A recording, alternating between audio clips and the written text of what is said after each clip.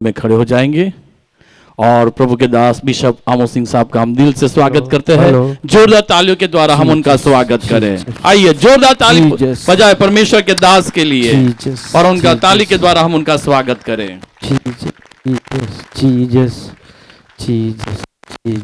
Jesus. Okay, तैयार है? छाँव है, धूप है? Okay, ready? पिता परमेश्वर को धन्यवाद देते हुए फिर एक बार उसकी आराधना करते हैं कि सनातन परमेश्वर ने हम सबको बाइबल अध्ययन के दूसरे पड़ाव में ला के खड़ा किया। और कल हम देख रहे थे, मैं अपना आत्मा सब मनुष्यों पर उंडेलूंगा। और ये जो भविष्यवाणी थी जिसको हमने यशायाह की किताब में और उसके 61वें अध्याय में पढ़ा, और यशायाह की किताब और उसका 61वां अध्याय और उसके पहले पद में जहाँ पर आपने ये देखा था, हम पढ़ लें तो ज़्यादा अच्छा होगा, क्योंकि यशायाह की किताब और उसका 61वां अध्याय,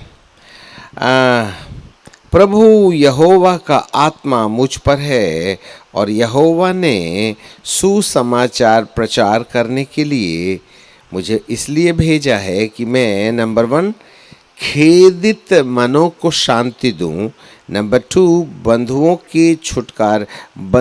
के स्वतंत्रता का और कैदियों के छुटकारे का प्रचार करूं, कि यहोवा के प्रसन्न रहने के वर्ष का और हमारे परमेश्वर के पलटा लेने के दिन का प्रचार करूं,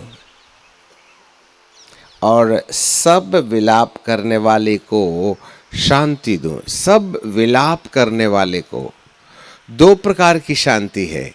एक शांति मृत्यु के पहले जब हम शरीर में रहते हैं उस समय जरूरी है, और एक शांति है मृत्यु के बाद जो अनंत काल की है। धनवान को जब अधलोक में डाल दिया गया तो उसने अपनी आंख उठाकर सुखलोक में इब्राहिम की गोद में लाजर को पड़े हुए देखा। और जब उसने लाजर को देखा तो पुकार कर कहा, हे प्रभु, लाजर को मेरे पास भेजो कि वह अपनी उंगली का सिरा पानी में डुबो करके मेरी जीभ को ठंडा करे, क्योंकि मैं यहाँ ज्वाला में तड़फ रहा हूँ। अब यहाँ पर यदि मैं लूका रचित सुसमाचार और उसके 14वें अध्याय में यदि मैं सही हूँ तो वहाँ चले जाएं तो नहीं, 14 नहीं है, 16 है। तो वहाँ लिखा है 25 पद में, तब इब्राहिम ने कहा, हे मेरे पुत्र, स्मरण कर कि तू अपने जीवन भर अच्छी वस्तुएं ले चुका है और वैसे ही लाजर बुरी वस्तुएं,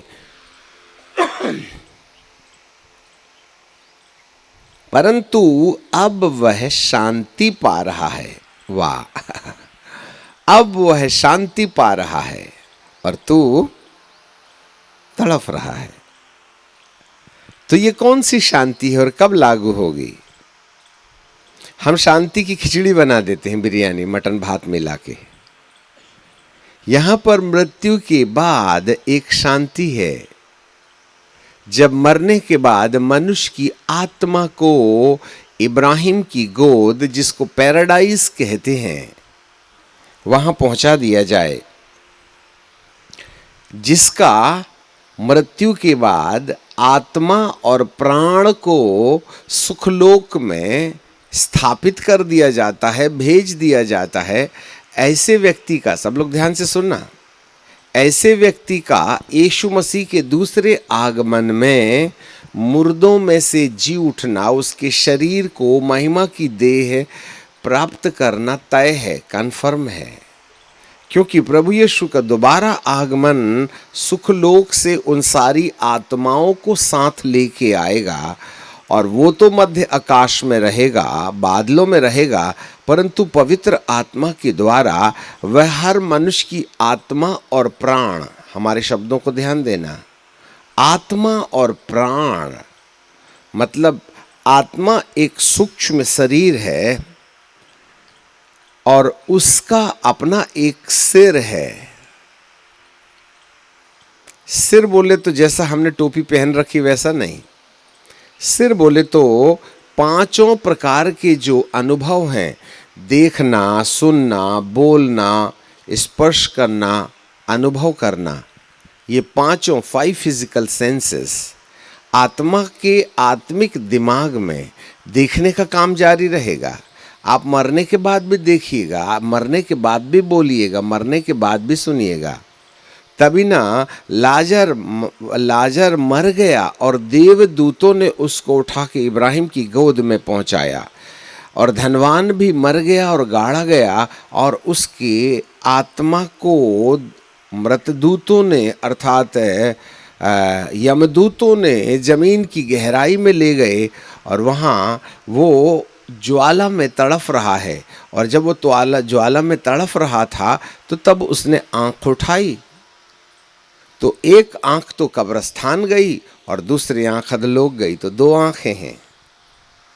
और उसने आंख उठा करके देखा कि इब्राहिम की गोद में लाजर, जो मेरे घर के सामने देवड़ी में भीख मांगता था, वैसे तो करोड़ों लोग थे पर पहचाना किसी को नहीं, एक ही को पहचाना। मतलब मरने के बाद भी पहचान जारी रहेगी। अच्छे से समझ लेना, सब दिखेंगे, दादा दानी, नाना मामा मौसी। ऊपर गए तो नाना नानी वहाँ दिखेंगे, और यदि नीचे गए तो दादा दादी नीचे दिखेंगे। दया है, अधलोक में एक बार जाके देखो, पूरी दुनिया खुली रहती है, ऊपर वाली भी और नीचे वाली। नीचे वाली तो नीचे है, ऊपर वाली भी दुनिया तुम्हारे सामने खुली रहेगी। इस आत्मिक सत्य के लिए मनुष्य इतना अंधा हो गया है, और अध्यात्म का बखान करने वालों ने ये सच्चाई कभी लोगों के सामने नहीं रखी। हाँ, हम 2 दुनिया से मिलके बने हैं, एक है भौतिक दुनिया और एक आत्मिक दुनिया। भौतिक दुनिया में एक भौतिक शरीर होता है जिसको आप खिलाते हैं, पिलाते हैं, नहलाते हैं।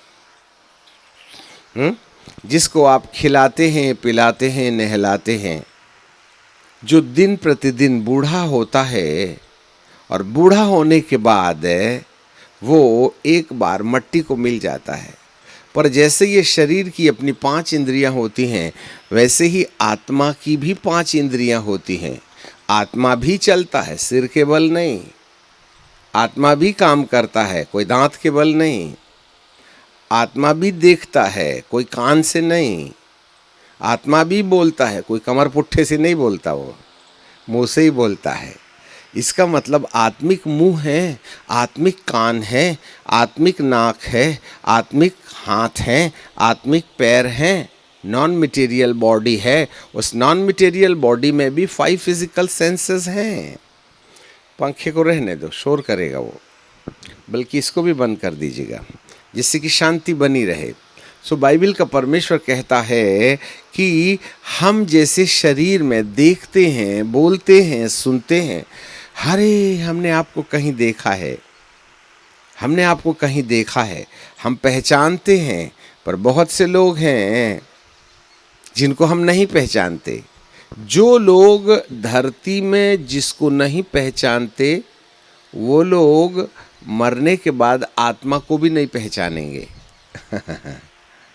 अच्छे से समझ लेना है।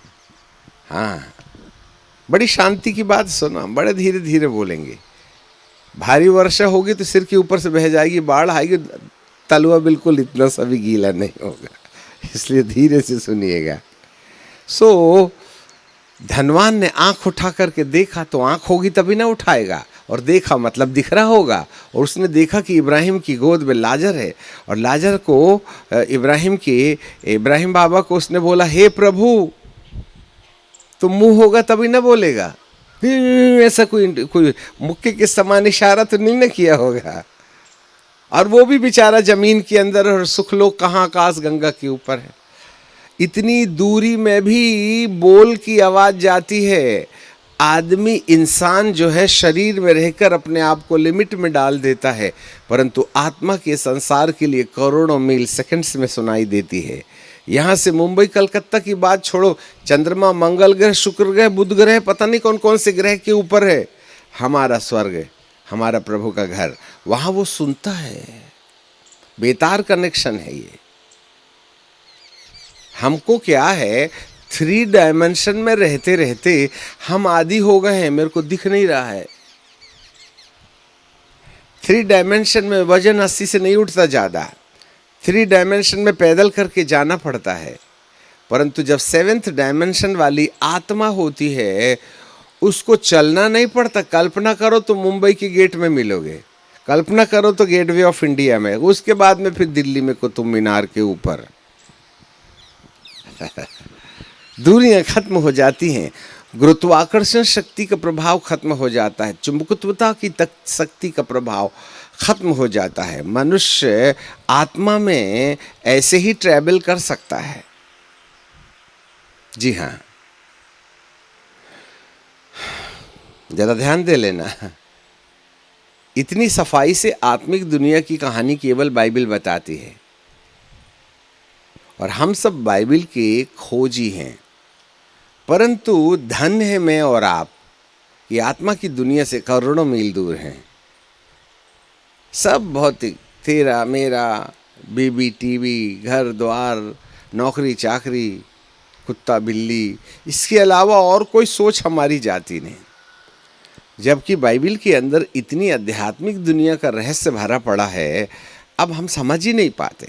यही एक सबसे बड़ी समस्या है। अधोलोक में जब धनवान पड़ा था तो उसकी अपनी आंख थी। एक वाली आंख तो कीड़े मकोड़े खा गए, दूसरी वाली आंख धनवान साथ ले गया। एक शरीर लाजर ने मट्टी में दफन कर दिया, परंतु एक आत्मिक शरीर इब्राहिम की गोद में चला गया। उसके भी पैर हैं, उसके भी हाथ हैं, उसके भी कान हैं, उसके भी मुंह हैं, उसके भी नाक है। वो बोलता है, देखता है, सुनता है, वहाँ बराबर हा ही हु चलेगी। आनंद विभोर होंगे हम।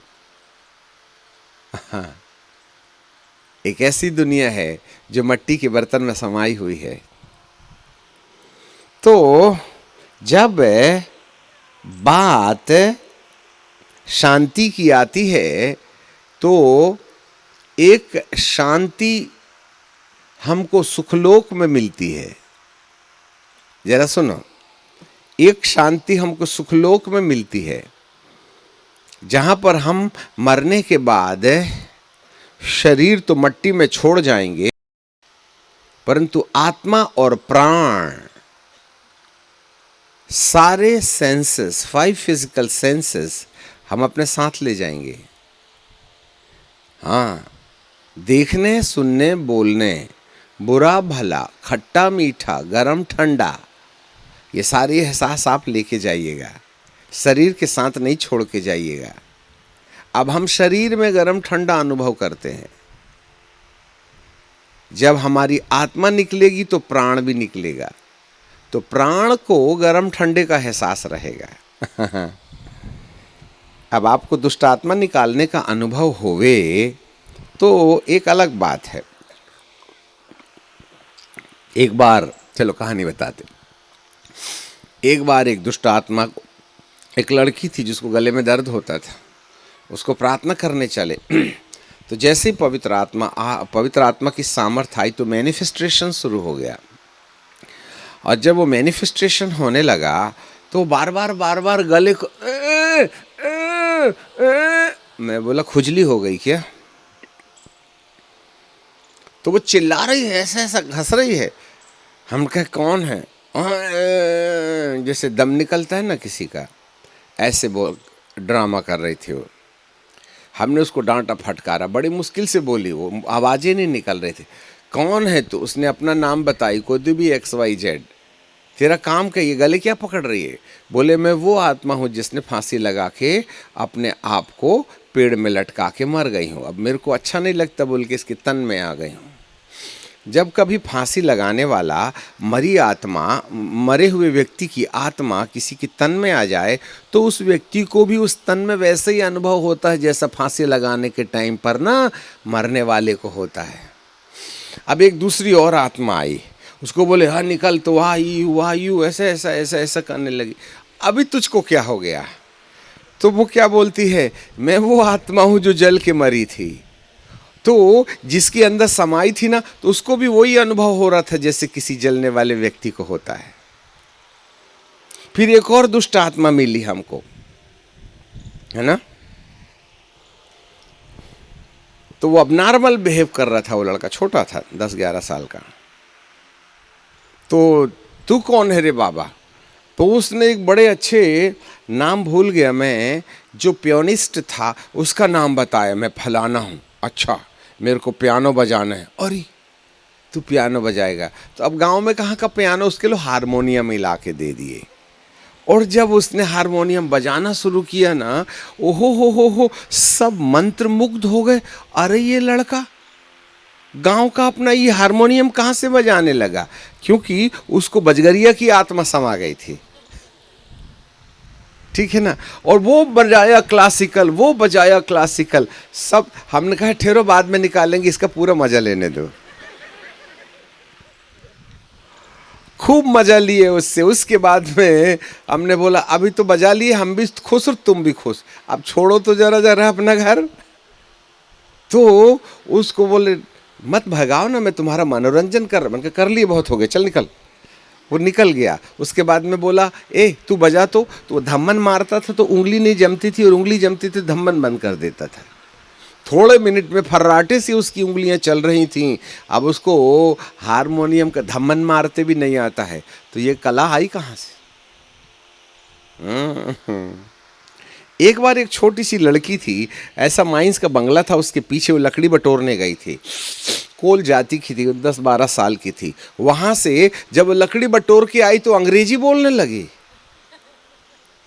आई एम मिसेस रेड्डी, और बिल्कुल अमेरिकन फ्लो में। कोल जाति की थी, हिंदी भी उसको आती नहीं थी। हम कहा मिसेस रेड्डी तू? अच्छा, हम समझ गए ये बाहरी खेल है, ठीक है कि नहीं। उसको बोले अब उसको भी अंग्रेजी आती थी, हमको भी टूटी फूटी आती थी, तो हमने भी सवाल जवाब किए, तो वो तो फर्राटे से बोले ना, ठीक है कि नहीं।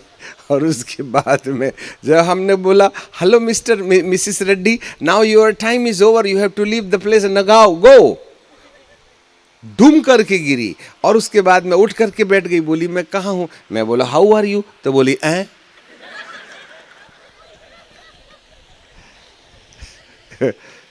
इसका मतलब है जब कभी कोई आत्मा किसी व्यक्ति के अंदर आ जाती है तो वो व्यक्ति शरीर में रहने के समय बौद्धिक रीति से जिस भी मैच्योरिटी में था, मेरी बात को ध्यान से सुनना, हमने करोड़ों भूत निकाले हैं, लाखों की बात छोड़ो, करोड़ों।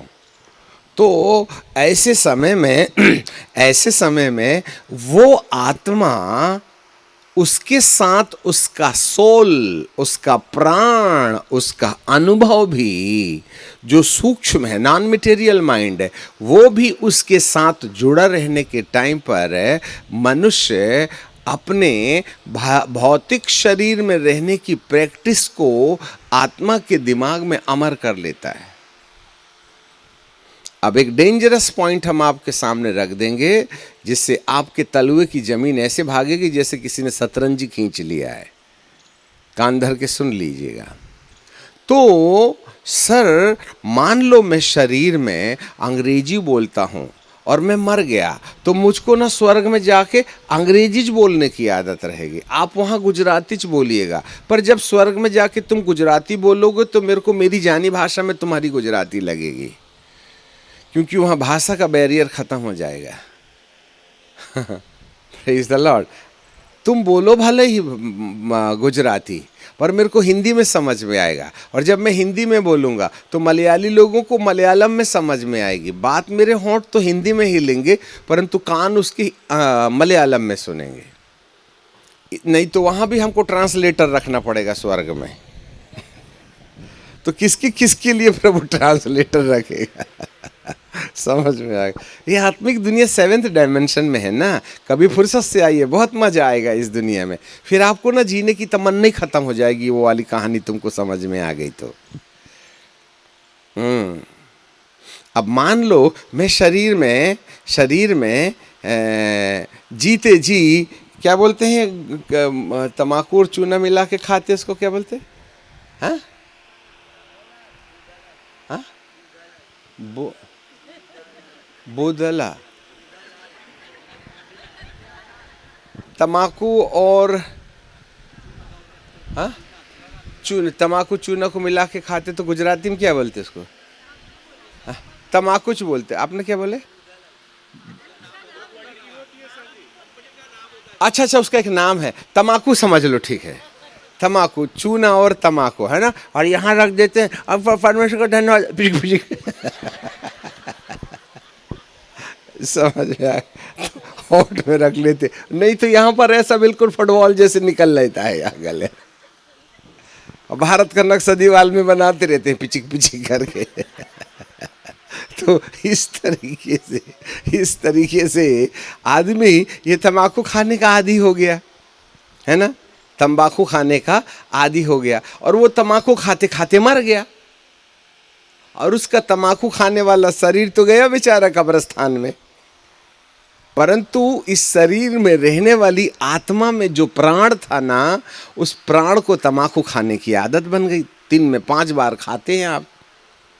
अब ये आत्मा निकली तो आत्मा के साथ उसके आत्मा का भी दिमाग निकला, और आत्मा का दिमाग को उसको भी ना दिन में 5 बार क्या चाहिएगा? तंबाकू चाहिए। तब बेचारा गया होटल में, नहीं पान की दुकान में, तम्बाकू दे दो तम्बाकू, तो भूत की कौन सुनेगा। तो हमारी आत्मा को, आत्मा के दिमाग में तम्बाकू अमर हो जाएगी, तम्बाकू अमर हो जाएगी।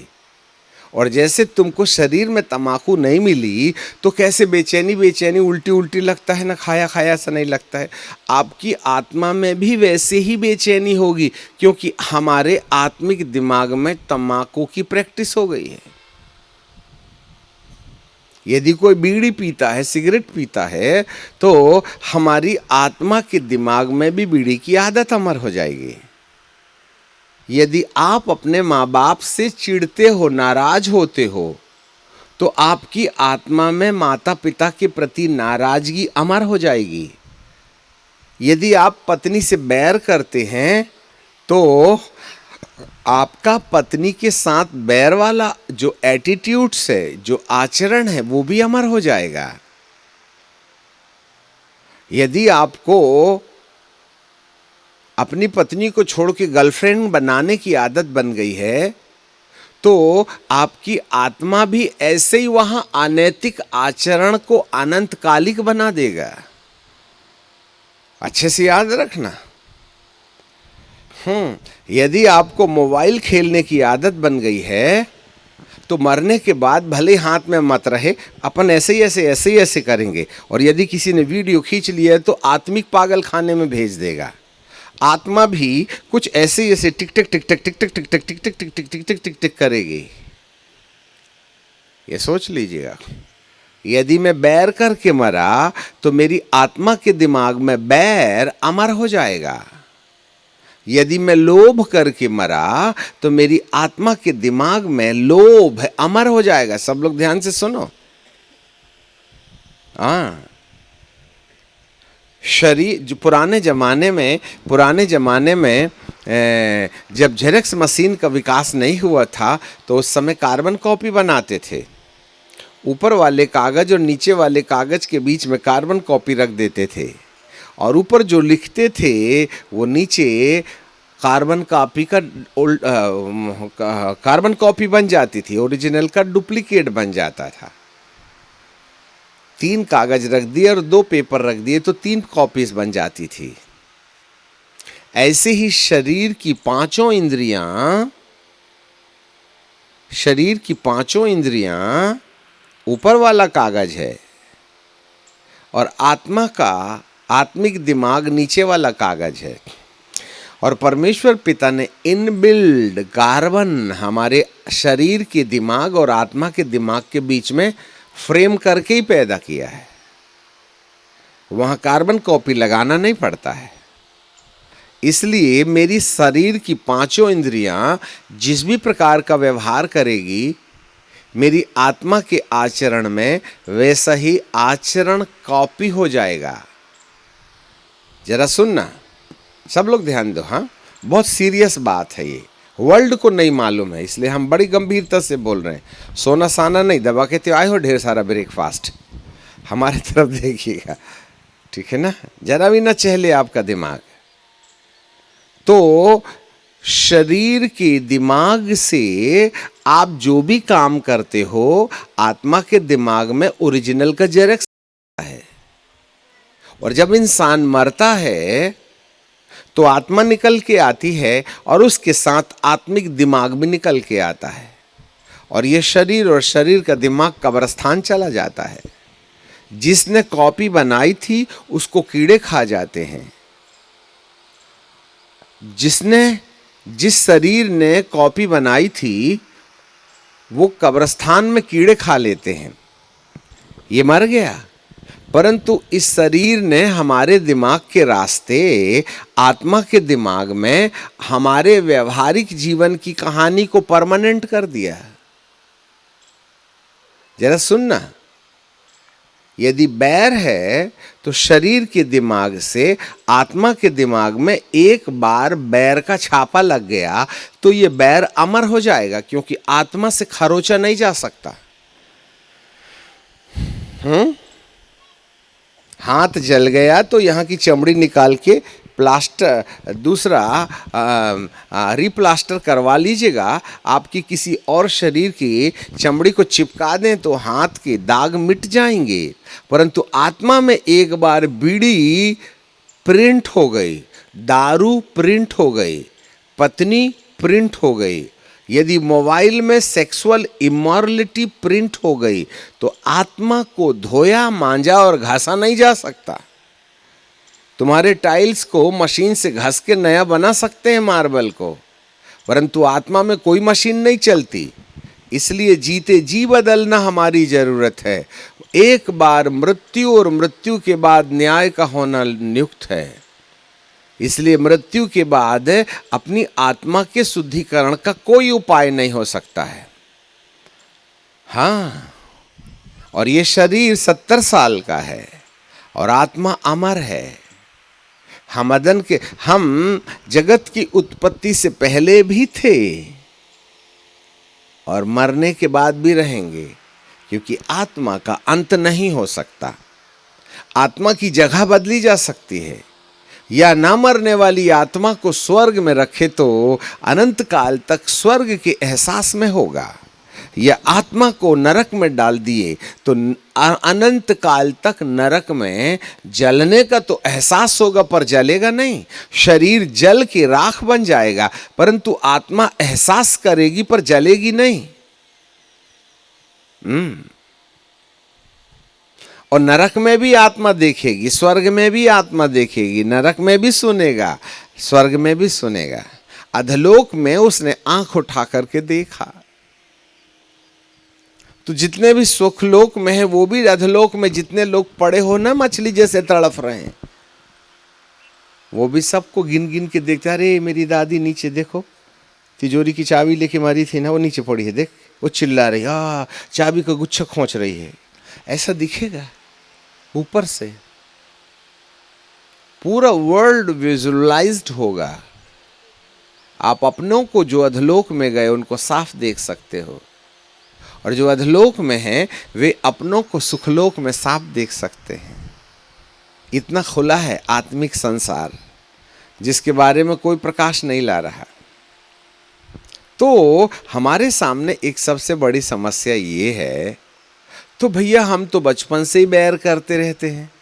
बचपन से पहले पापा के पहले हम 10 रुपए चोरी करते थे, आजकल 1000 मार देते हैं।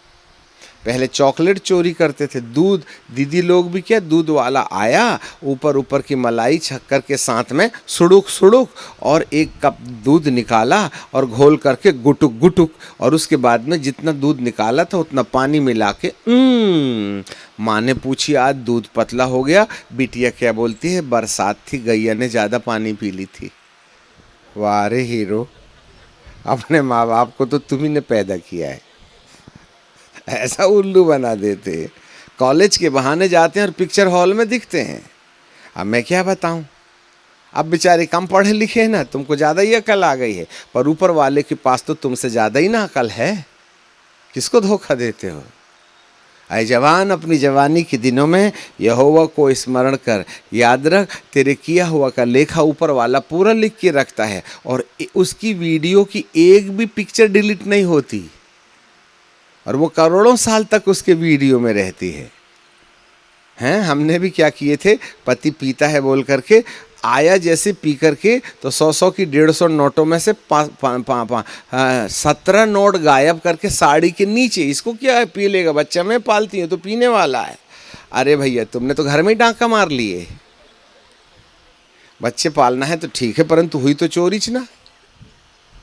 पति गया ऑफिस में, पति के सामने हम नंबर वाला मोबाइल रखते हैं जो उनको मालूम है। हाँ, और जैसे पति ना ऑफिस जाते हैं तो उसको फेंक देती हैं, फिर साड़ी के नीचे से एंड्रॉयड मोबाइल निकालती हैं, और ये वाला नंबर पति को अभी तक नहीं मालूम है, 15 साल से चल रहा है। हमको मालूम है तुम्हारा प्राइवेट बिजनेस। ये सब रिकॉर्ड है ऊपर वाले के पास। किसको बुद्धू समझते हो तुम? इधर पति गए, पड़ोसी के साथ कनेक्शन शुरू, इधर पत्नी गई, अपन गुलछर्रे उड़ा रहे हैं, ऑफिस में अलग ही कारोबार चलता है। मैं कोई मंगल ग्रही से बात नहीं कर रहा हूं, और जो नहीं आए उनके लिए डंडा नहीं पटक रहे, तंबू के नीचे वालों से बात कर रहे हैं। बोलो ऐसा नहीं है तो समझ रहे हैं बात को। हम अपने शरीर की इंद्रियों से कौन सी कहानी अपनी आत्मा में जेरेक्स बना रहे हैं, ये अपने आप से पूछो। बाथरूम में किल्ली लगा के तुम करते क्या हो, वो भी वीडियो बन रही है, और वो आपकी आत्मा में इनबिल्ट हो गई है। हैं, हंसने की क्या बात है, करते हो तो रो ना। ऊपर वाले के साथ मजाक नहीं किया जा सकता। एक तो पैदा होकर के गलती की है, उसका कोई पश्चाताप नहीं है। समझ, अब पैदा हो गए हैं, गलती तो हो ही गई है, उसमें कोई सुधार नहीं है। और यदि मरने से बचना है तो एक ही उधार, एक ही रास्ता है कि हम बदल लें। बदलाव ही हमारे लिए रास्ता है। इसीलिए तो प्रभु जी आए हैं ना। और यदि नीचे जाने का शौक है तो जाओ तमन्ना से, वहीं समझ में आएगा तुमको। ऊपर वाला तुमको देख के रोएगा, तुम आग में जल जल के रोना, दोनों रोएंगे। उसको भी तो लगेगा मेरी आत्मा से तिनका निकाल के मैंने अलग किया हूं, अपने पास लाने के लिए रखा था, ये तो नीचे चला गया। उसके समान वेदना और किसको होगी? अरे तुम जलो मरो तहां तक तो ठीक है, उसकी आंखों से आंसू क्यों निकालते हो? तुम्हारे कष्ट तुम्हारे पिता को भी तो होंगे। बच्चा रोता है तो माँ क्या हंसती है? जब एक माँ अपने बच्चे के पेट दर्द के चक्कर में उसके रोने से हाय हाय करती है, तो स्वर्गीय पिता जो आत्मा को अपने अंदर से निकाल के अपने परिचय से तुम्हारा परिचय देके शरीर के अंदर पिरो दिया, यदि वो आत्मा अधोलोक में चली गई, उसके बाद में नरक लोक में चली गई, तो सबसे बड़ा कष्ट और फेलुअर तो परमेश्वर समझेगा। देखो मैंने अपनी आत्मा से मनुष्य को आत्मा के रूप में बनाया और इसके बाद में नरक चला गया, मैं फेलुअर गॉड हूँ। इसलिए खुद के ऊपर भी गुस्सा आएगा। मनुष्य को बना के पछताया उसने।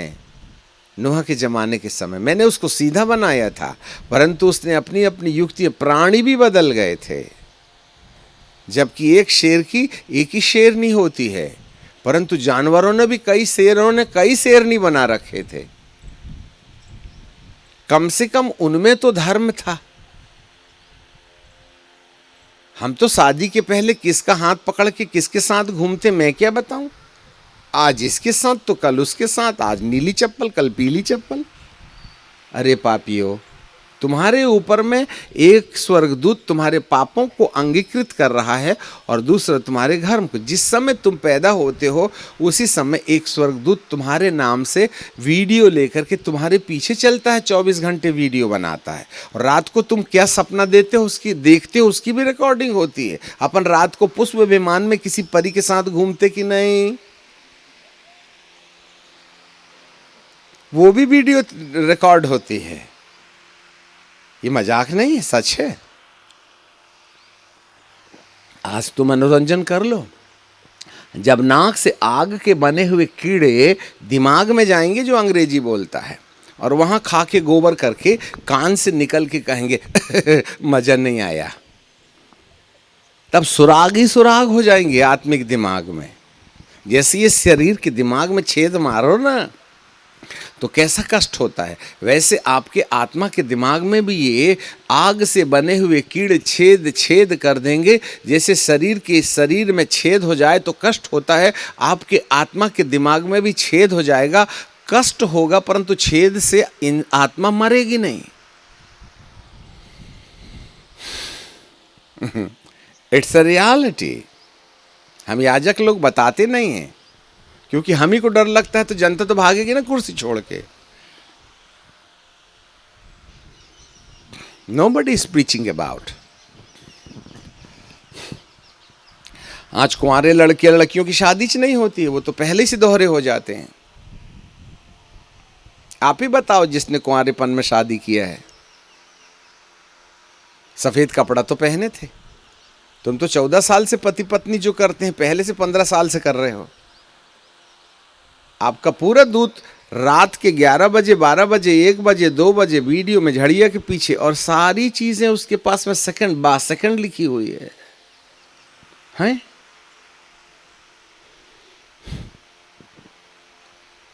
आप झूठ नहीं बोल सकते। आपकी आत्मा में ये पूरी रिकॉर्डिंग है। जिस दिन आप माँ के गर्भ में जाते हैं, उसी दिन खुदा आपके नाम का एक स्वर्गदूत बना देता है। और 9 महीने में जैसे आपका पेट के अंदर डेवलपमेंट होता है, वैसे स्वर्गदूत को डेवलप कर करके परमेश्वर 9 महीने में आपका एक छोटा सा बच्चा का सा स्वर्गदूत बना देता है। और जिस समय डिलीवरी होती है, वह स्वर्ग से जमीन पर आकर के वीडियो लेके खड़ा हो जाता है। हाँ, और उस समय से रिकॉर्डिंग होती है। और जिस दिन आप उद्धार पाते हैं, लिसन मी केयरफुली, एक एक चीज़ बताने के लिए हमको बहुत टाइम लगेगा। जिस दिन आप उद्धार पाते हैं और कहते हैं, ऐ पिता मेरे दिल में आ जा और मैं तुझे अपने जीवन का मुक्तिदाता ग्रहण करता हूँ, उसी समय दूसरे नंबर वाला स्वर्गदूत तुम्हारे पास आता है और वह जीवन की किताब लेके आ जाता है। हेडलाइन में आपके जीवन की किताब का नाम लिख देता है, बबीता, कविता, सरिता, रॉबर्ट, जॉन, जो भी है। और उसके बाद में ऐसे करके चलता है। देखते हैं आज दिन भर में तुमने कौन सा काम किया। पता चला मोबाइल खेलने के अलावा कुछ किया ही नहीं हमने, तो जीवन की किताब का पहला पन्ना कोरा। रविवार के दिन 2 घंटा बैठे, उसमें भी दिल बना के तीर छेद रहे थे। आधा उसने लिखा, आधा इसने लिख लिया। आपकी चेयर के आजू बाजू दोनों वीडियो लेके खड़े रहते हैं। ये इनबिल्ट वीडियोज हैं, तुम उसको बोल सकते हैं। जब आपकी चिप लगा के, आपका सिम लगा के आपकी जिंदगी का सब कुछ बताओगे, तो जो तुम भूल गए हो वो भी खुदा याद दिला देगा। तुम्हें ये नहीं मालूम है तुमने बॉयफ्रेंड को कितने बार चुम्मी दी है, तो वहां गिनती लिखी है, सेकंड में भी लिखा हुआ है। समझ में आ गई बात? हमारे याजक कंपाउंडर की तरह तुम्हारे हाथ पैर में सफेद पट्टी बांधते रहे हैं। सो जा बेटा सो जा, इतना बड़ा गुटरू है कैंसर का, 4th स्टेज में है। मामा छाती दुख रही है, पापा के पास जा। तो पापा क्या बोलते हैं, अजी इसको बाम लगा दो ना। सुबह जा बेटा, मामा बाम लगा देगी, सुबह तक ठीक हो जाएगा। जबकि कैंसर 4th स्टेज में सुबह नहीं होने वाली है। और पापा कहते हैं मम्मा के पास जाओ, वो आयोडेक्स लगा देगी। हम कुछ ऐसे ही धोखा दे रहे हैं कलीसिया को।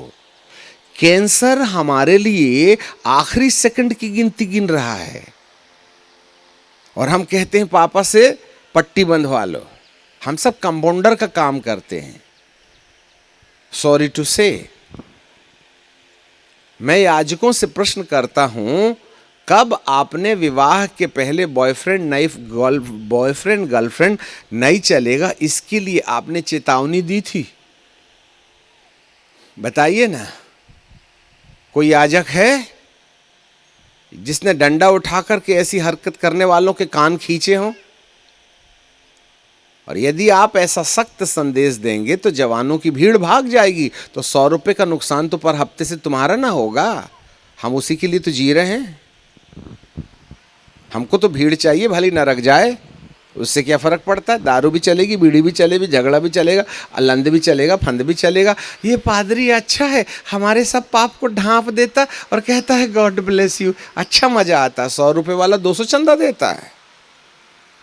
और एक बार लड़का लड़की को आजू बाजू बैठने की अनुमति दी जाए और संदेश में भी हाथ मसकने की परमिशन दी जाए तो 100 की नोट आती है। इसलिए जहां अपराध की छेड़छाड़ नहीं होती है वहां भीड़ भड़क्का होता है, और लोगों को वही पसंद है, भीड़। That is their ministry. और जिस समय भीड़ वाला कहने लगेगा बीड़ी नहीं पीना है, आधी जनता गायब, तो गरीब जी तुम्हारे पास आएगी, कटोरे लेके तुमको चलना पड़ेगा। हम अपने प्राण के लिए बहुतों को नरक का रास्ता दिखा रहे हैं। सॉरी टू से। इसलिए मारने का काम याजकों से शुरू करो, और उन्हें तलवार से उन पुर्नियों को गला घोंटना शुरू किया जिन्होंने माथे पर मोहर लगवाने का संदेश नहीं दिया था। आप घर में जाके पढ़ लेना यहेजकेल की किताब, उसका 9वां अध्याय। हाँ, एक स्वर्गदूत था जिसने कमर में दबात बांधी थी।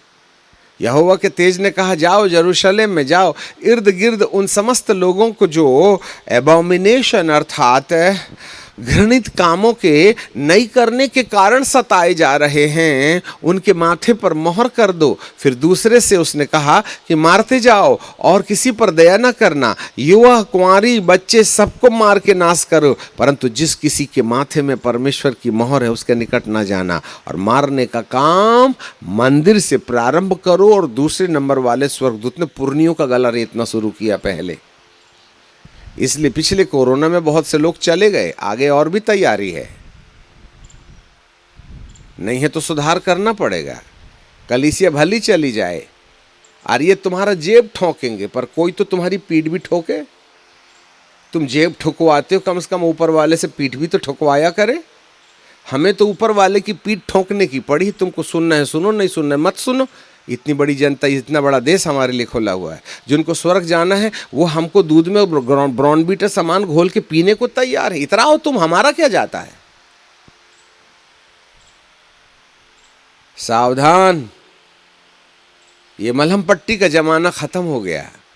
हम तो चाकू चमीटा लेके आए हैं और एनेस्थीसिया की बोतल भी लाए हैं, और बेहोश करके पूरा पेट चीर देंगे और अंदर से पुराना वाला हार्ट निकाल के नया पेट कर देंगे। इसलिए आए हैं हम। आपको मालूम है, डॉक्टर भी सफेद कोट पहनता है और कंपाउंडर भी सफेद कोट पहनता है। दोनों के सफेद कोट रहते हैं। एक पट्टी लेके चलता है और एक चाकू लेके चलता है। जो पट्टी लेके चलता है उसकी पगार 40 हजार होती है, और जो चाकू लेके चलता है उसकी पगार 4 लाख होती है। आपका मिजाज क्या हो सकता है? कोट तो हम भी पहने हैं सफ़ेद वाला, पर हमारे हाथ में एनेस्थीसिया की बोतल के समय चाकू चमीटा भी है। हम सर्जन का काम कर रहे हैं, इसलिए फीस ज़्यादा लगती है। हालेलुया। जो सर्जन है वो सर्जरी करे, जो कंपाउंडर है वो पट्टी बांधे। तो कम से कम प्रमोट तो कर ही सकते हो पढ़ लिख करके। काम नहीं चलेगा। सॉरी टू से, आज भारी मात्रा में कलीसिया को अपने माथे में मोहर लगाना है, इसका आइडिया ही नहीं है। और जिनके माथे में परमेश्वर की मोहर नहीं होगी वो उस पशु की पूजा करेंगे जो 2020 से अपनी छवि दिखा रहा है। हमारी कलीसिया में लगभग 15,000 लोगों ने बपतिस्मा लिया। परंतु 2021 और 2022 में इन 15,000 में से एक भी आदमी कोरोना से नहीं मरा। याजक की तो बातें छोड़ दो, विश्वासी नहीं मरे। 3-4 बूढ़े गए थे, उनकी तारीख आ गई थी इसलिए गए थे, कोरोना से नहीं गए। वो जो मोहर लगा के रखता है उसको कोरोना नहीं होता है। और हमने पूरे 2 साल में नाक में पट्टी कभी नहीं बांधी। समझ रहे हैं बात को? उनके पास मत जाना जिनके माथे में मोहर है। हम मन के शुद्धिकरण पर यकीन करते हैं, इसलिए बीमारी डरती है। जैसे भैंस काला छत्ता देख के भागती है ना, वैसी बीमारियां मन के शुद्धिकरण को देख के भागती हैं, और वही उपाय किया जाता है। तो मृत्यु के बाद एक शांति है।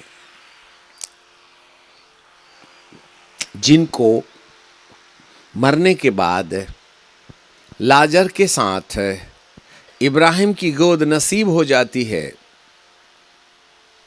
वे ही शांति के लायक है।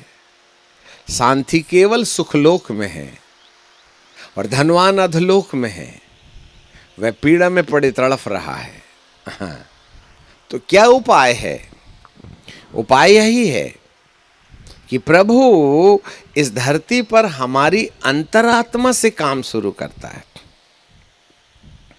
ये जो बाहर वाले हैं ना, वो पवित्रता का काम बाहर से शुरू करते हैं।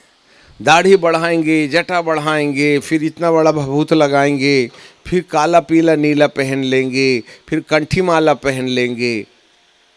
तो वो बाहर से साधु दिखते हैं। ठीक है, साधु उनका काम बाहर से रहता है। अब यदि पवित्रता को बाहर से अंदर ले जाओगे तो पहुंचेगी कि नहीं पहुंचेगी, ये नहीं आइडिया है। परंतु बाइबल का परमेश्वर पवित्रीकरण का काम बाहर से करने के बजाय अंदर से शुरू करता है। बाहर से शुद्धिकरण अंदर नहीं जा सकती, पर अंदर से शुद्धिकरण बाहर जरूर आ सकती है। इसलिए बाइबल का परमेश्वर हमको अंदर से साधु बनाता है। भले ही जींस पैंट पहन के घूमो, कंठी माला की जरूरत नहीं है। यदि मैं रंग बिरंगे कपड़े पहन भी लो तो दुनिया मुझे साधु समझती है, परंतु परमेश्वर नहीं ना जानता है। अंदर तो खोखला है ना जीवन के अंदर में। अब अंदर से शुद्धिकरण का क्या काम है?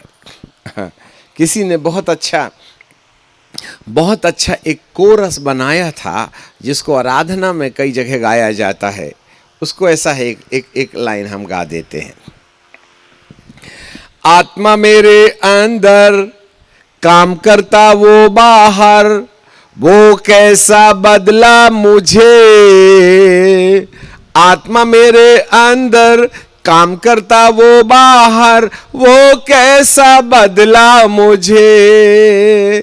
आत्मा मेरे अंदर काम करता वो बाहर, वो कैसा बदला मुझे। आत्मा मेरे अंदर काम करता वो बाहर, वो कैसा बदला मुझे। वो कैसा बदला मेरे जीवन को, वो कैसा बदला मेरे जीवन को। आत्मा मेरे अंदर।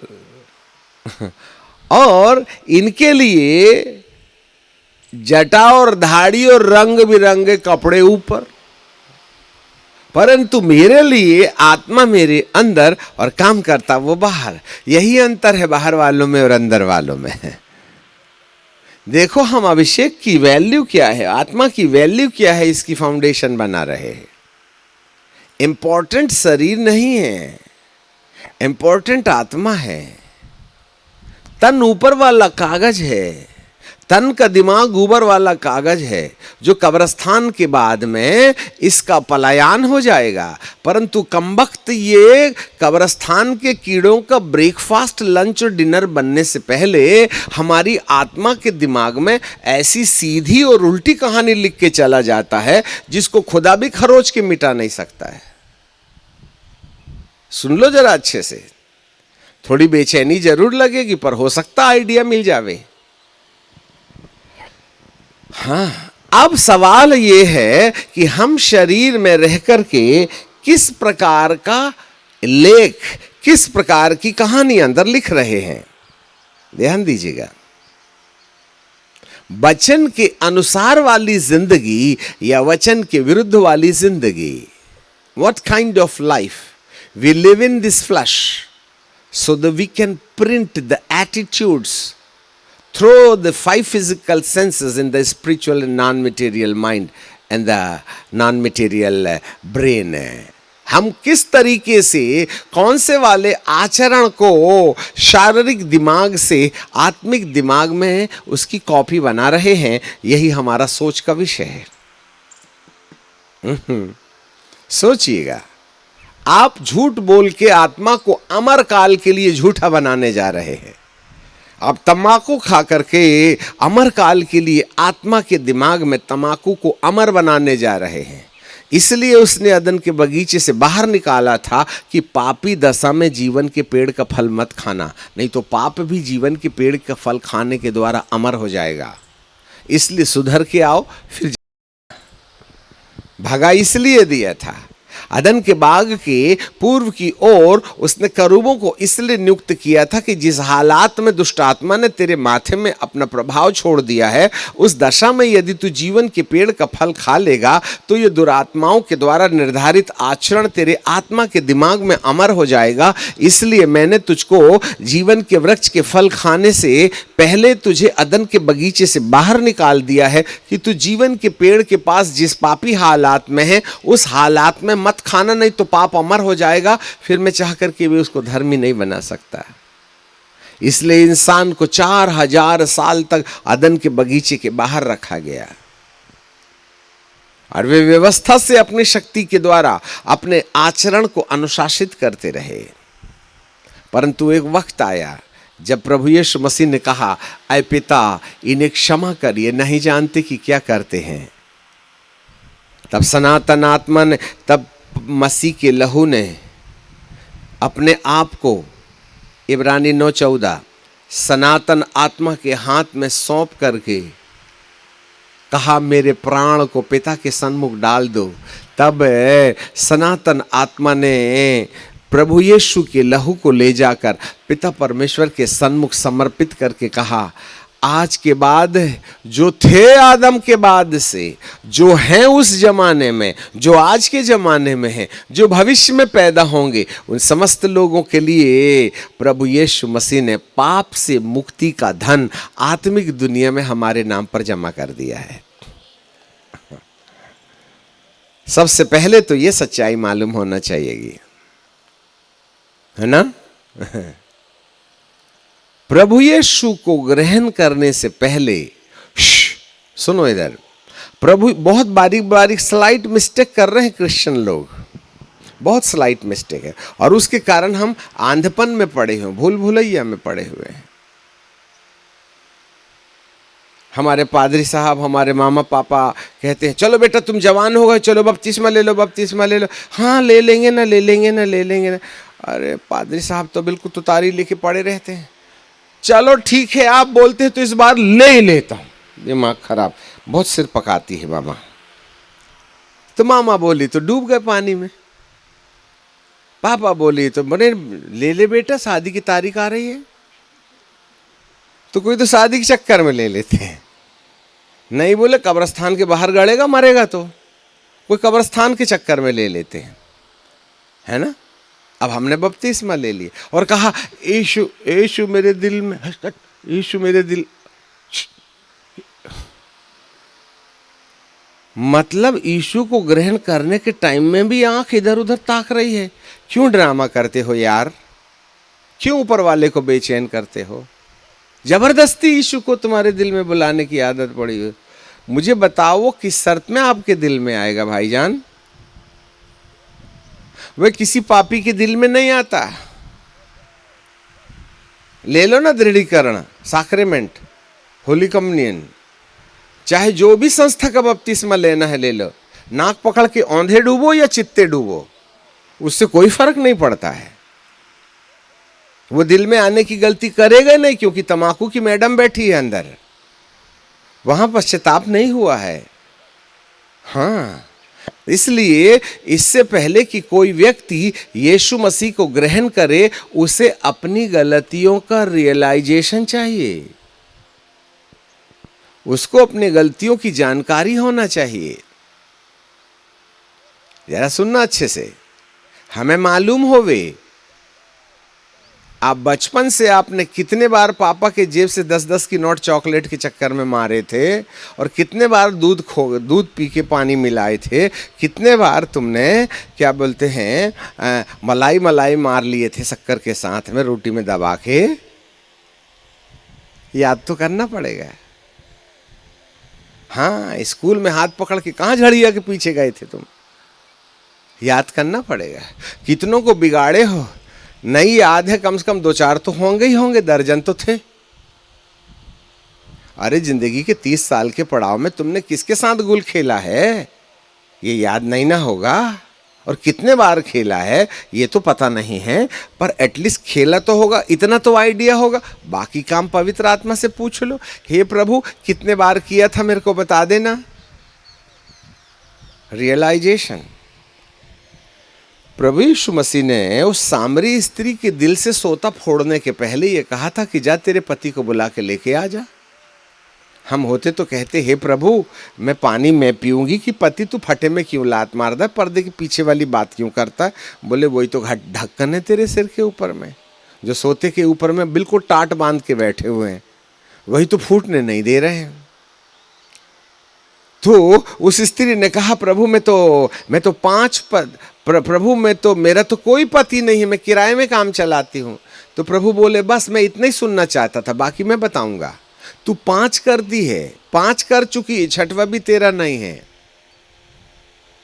तुम्हें भले ही याद नहीं होगा कि कितने रकम का पाप किए हो, एटलीस्ट सरेंडर तो हो जाओ, फिर वो गिना देगा तुमको गिनती, फिर मानते रहना।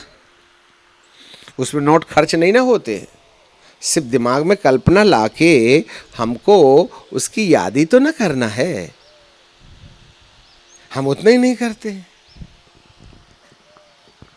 किसी पापी के दिल में यीशु नहीं आता जब तक वो धर्मी नहीं बनेगा। और धर्मी होने के लिए सबसे पहली रिक्वायरमेंट है कि मैंने गलती क्या किया हूं। दूसरी, लिखने वाले लिखो, सबसे उद्धार के लिए सबसे पहली आवश्यकता है मैं अपनी गलतियों को जानूं, to knowing the sin which I have committed in the past life. ऐसी डुबुक करने में कोई फायदा नहीं है। पहले सूखे पापी थे, आजकल गीले पापी हो गए। पहले नॉन पेंटिकास्टल पापी थी, आजकल पेंटिकास्टल पापी हो गए। इससे कोई फायदा नहीं है। इसलिए सबसे पहली ज़रूरत है मुझे मेरी गलतियों की जानकारी होना चाहिए। मेरे पति हैं कितने, उसके तो 5 थे, हमारे तो 100-150 निकलेंगे। क्रोध का पति, माँ बाप का अपमान करने का पति, मामा को गाली बकने का पति, मोबाइल खेलने का पति, बैर का पति, झगड़े का पति, गुस्से का पति, नुक्ताचीनी करने का पति, है ना, पति को गाली गलौज करने का पति, पत्नी को अपमान करने का पति, सासू को गाली गलौज। बुढ़िया मरती भी नहीं, तिजोरी की चाबी कमर में लेके मरी बैठी, कान का बाला भी नहीं उतारती, पता नहीं ये बुढ़िया कब मरेगी, इसको तो सांप डस ले। ये भी तो एक पति है। जा तू तो ट्रक के नीचे आ जा, मरता भी नहीं, जिंदगी लुट गई मेरी। ये एक दूसरा पति है जो तुम्हारे माथे में बैठा है। हाँ, जय मसीह की brother, praise the Lord, Pentecostal वाला। ये एक पति जिसके साथ व्यभिचार कर रहे हैं हम। तुमको क्या लगता है एक याजक दूसरे याजक के पीछे तो बंदूक और तलवार लेके खड़ा है, इनको मौका मिले तो गला रेत दे। वो लाल झंडे वालों का काम ही नहीं है। हाँ, जितनी कबड्डी चल रही है मसीह समुदाय के अंदर, ये भी तो व्यभिचार है हमारा याजकी समाज के अंदर में। एक कलीसिया दूसरे कलीसिया के ऊपर में बम लेके खड़ी है। अब देखो, वो क्रिश्चियन ने वहां पर ना वो यहोवा विटनेस वालों के चर्च में लेके बम लगा दिया। बोले इसे, अरे बम लगाता, कम से कम तू अपने में लगा लेना यार, तू काहे के लिए पीछे पड़ा है उनके पीछे। अब उसका कारण कुछ भी होगा। उसके तो 5 थे, हमारे तो अनगिनत हैं। एक बार पेन पेंसिल लेकर के, कोरा कागज लेके, एक 80 पेज की कॉपी लेके बिना काम धाम के बैठ जाइए। आधा घंटा 1 घंटा ध्यान करके पवित्र आत्मा से कहना शुरू करो, हे प्रभु, जितनी जानकारी मेरे बारे में मेरे पतियों की है ना, वो तो मैंने लिख ही लिया है, परंतु जिनको मैं भूल गया हूं उन सारे पतियों का नाम बताओ। खाली मन में घंटों तक पवित्र आत्मा बचपन से लेकर आज तक की एक कहानी तुमको बता देगा। तुम्हारी 80 पेज की कॉपी भर जाएगी। कोई जरूरत नहीं है बपतिस्मा लेने की, कोई जरूरत नहीं यीशु मसीह को ग्रहण करने के लिए। जिस टेबल में बिल्ली ने चिचरी कर दी है उसमें बिरयानी रख के खाओगे तो मजा आएगा क्या? जब तुम बिल्ली की चिचरी वाली टेबल में बिरयानी नहीं खा सकते तो खुदा तुम्हारी तमाकू वाले दिल में जिसमें पश्चाताप नहीं हुआ है, तुमको क्या लगता है वह तुम्हारे साथ में अंदर बैठ के भोजन करेगा? हैं? वासना की कल्पनाएं अंदर बैठी हैं जिसको तुम पाप नहीं समझते हो। कितना घंटा मोबाइल में खर्च करते हो? आप ही बताओ, सबसे ज्यादा बिकने वाली किताब धरती में सबसे कम पढ़ी जाती है। फिर से सुनो, सबसे ज्यादा बिकने वाली किताब सबसे कम पढ़ी जाती है। एक अध्याय में यदि 18 पद हो तो 8 पढ़ के हम बंद कर देते हैं और कल पढ़ेंगे 8। मतलब हम एक दिन में एक भी अध्याय पढ़ ले तो हम महावीर बन जाएंगे। हम उसको भी नहीं पढ़ना चाहते हैं। तो 4 अध्याय पर डे पढ़ने की तो बातें छोड़ दो। आप में से कौन प्रतिदिन 4 अध्याय बाइबल के पढ़ता है? हाथ उठा के दिखाएं। कुछ लोग हैं वीर लोग, है ना। हम तो आधा ही अध्याय पढ़ के छोड़ देते हैं। और हम याजक लोग तो उस समय बाइबल पढ़ते हैं जब स्टेज में खड़े रहना है, बाकी तो मीटिंग में फुर्सत रहती है अपनी। याजक लोग सबसे कम बाइबल पढ़ते हैं, और पढ़ते भी हैं तो उस समय पढ़ते हैं जब उनको संदेश बनाना पड़ता है। तो वो बाइबल पढ़ते ही संदेश बनाने के लिए, अपनी ज़िंदगी बदलने के लिए नहीं ना पढ़ते हैं। मैं उसमें से एक बेवकूफ़ आपके सामने खड़ा, मैं अपनी गवाही दे रहा हूँ। मेरे को आपके बारे में क्या मालूम? जो मैं कर रहा हूँ वही ना मैं बता रहा हूँ। अरे आज संदेश है रे बाबा, पूरे पन्ने झूठे कर दिए भाई साहब। कम से कम पानी की बोतल रखते बाजू में। आधा अध्याय। अब आप बताइए 5 पद पढ़ने के लिए कितना मिनट लगेगा? एक अध्याय पढ़ने के लिए कितना मिनट लगेगा? चलो पढ़े होगे तो कम से कम आइडिया तो दे ही दो। बाप रे, इतना स्लो पढ़ते हो तुम। 1 मिनट में 1 पद पढ़ते हैं आप। हाँ भाई, एक अध्याय में मान लो 20 पद हैं तो कितने मिनट लगेंगे? आधा घंटा।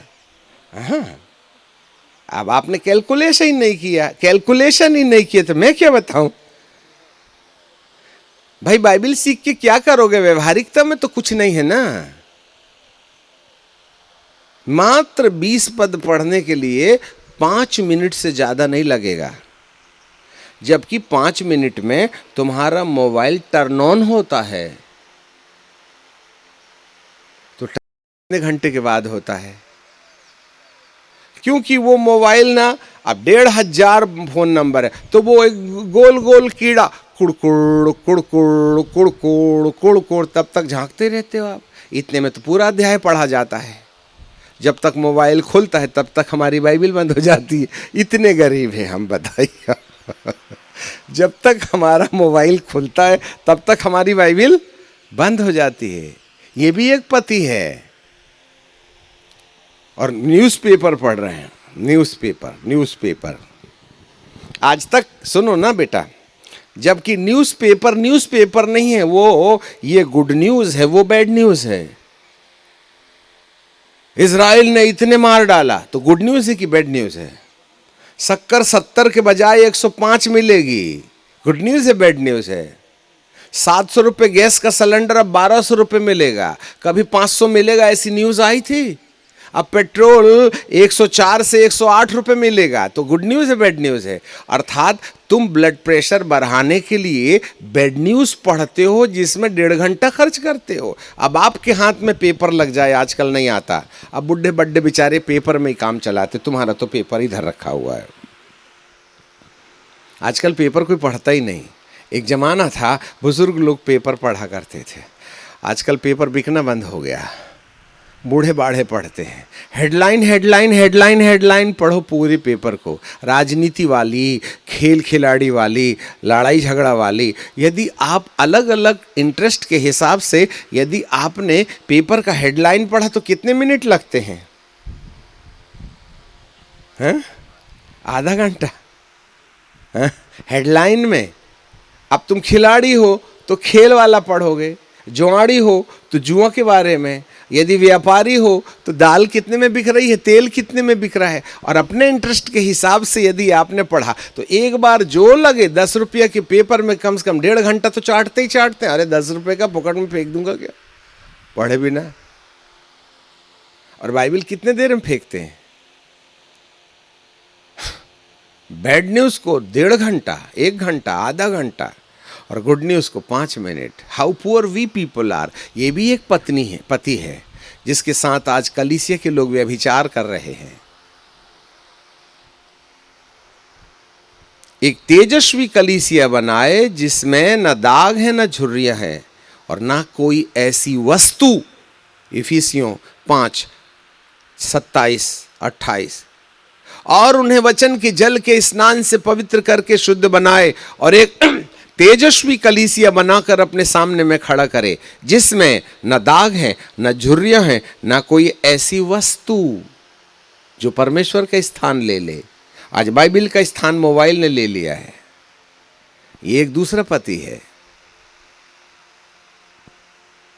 इंटरनेट ने ले लिया है। हमारे जीवन में प्रमुख स्थान परमेश्वर का होना चाहिए। उठते बराबर मोबाइल खोलते हैं जबकि बाइबल खुलनी चाहिए। और हम जैसे याजक क्या करते हैं, रात भर जब भूत नाचते हैं कलीसिया के सिर में तो मोबाइल बंद कर देते हैं हम, और दुआ का टाइम 5 बजे उठते बराबर बाइबल नहीं खोलते, मोबाइल टर्न ऑन करते और बाइबल के साथ साथ मोबाइल को भी रख लेते और दुआ करते, प्रभु तेरा धन्यवाद धन्यवाद। सामने वाले को भी मालूम था पादरी साहब 5 बजे उठते हैं और मोबाइल टर्न ऑन कर लेते हैं, उसी समय अपन लगा लेते हैं। कोई बात नहीं, 3 बजे से भूत सिर में नाच रहा है, कम से कम पादरी साहब 5 बजे तो जगेंगे ही जगेंगे। फिर जैसे ही पता चला कि फिर वहाँ हमारे बाइबल के ऊपर में मोबाइल रहता है, उसके बाद में हम कहते प्रभु तेरा धन्यवाद धन्यवाद धन्यवाद, टुर्रुंग टुर्रुंग टुर्रुंग, तुरंत आइडिया खत्म, वोडाफोन शुरू। मतलब खुदा से डिस्कनेक्ट हो गए और मोबाइल से जुड़ गए। अच्छा हुआ मैं दुआ ही कर रहा था। हाँ बोलो दीदी, अंकल जी 2 बजे रात से। अच्छा ठीक है ठीक है। यीशु नासरी तेरा धन्यवाद हो धन्यवाद हो धन्यवाद हो धन्यवाद हो, इसका दुष्ट आत्मा यीशु के नाम में निकल जाए निकल जाए निकल जाए निकल जाए, यीशु के नाम में मांगते। ठीक है, अब इतने देर में अपने दिमाग में नल शुरू करने की आदत बन गई तो अपन ने नल शुरू करके आ गए, तब तक आधा दिमाग बाहर और जो पढ़ रहे थे वो सब भूल गए। खुदा बाप समय खत्म हो गया। प्रभु कहते हैं शुरू क्यों किया था, खत्म करना ही था। तो ओ माय गॉड, ये सब मैंने किया है इसलिए मैं आपको बता रहा हूं। हम पहले सुधरे नहीं ना थे, अभी ट्राई कर रहे हैं। हालेलुया। और ये पापी को जिसमें रात भर तुमने पूर्णोलॉजी देखे हो उसी को बाइबल के ऊपर रखते हो। इसका बपतिस्मा हुआ क्या?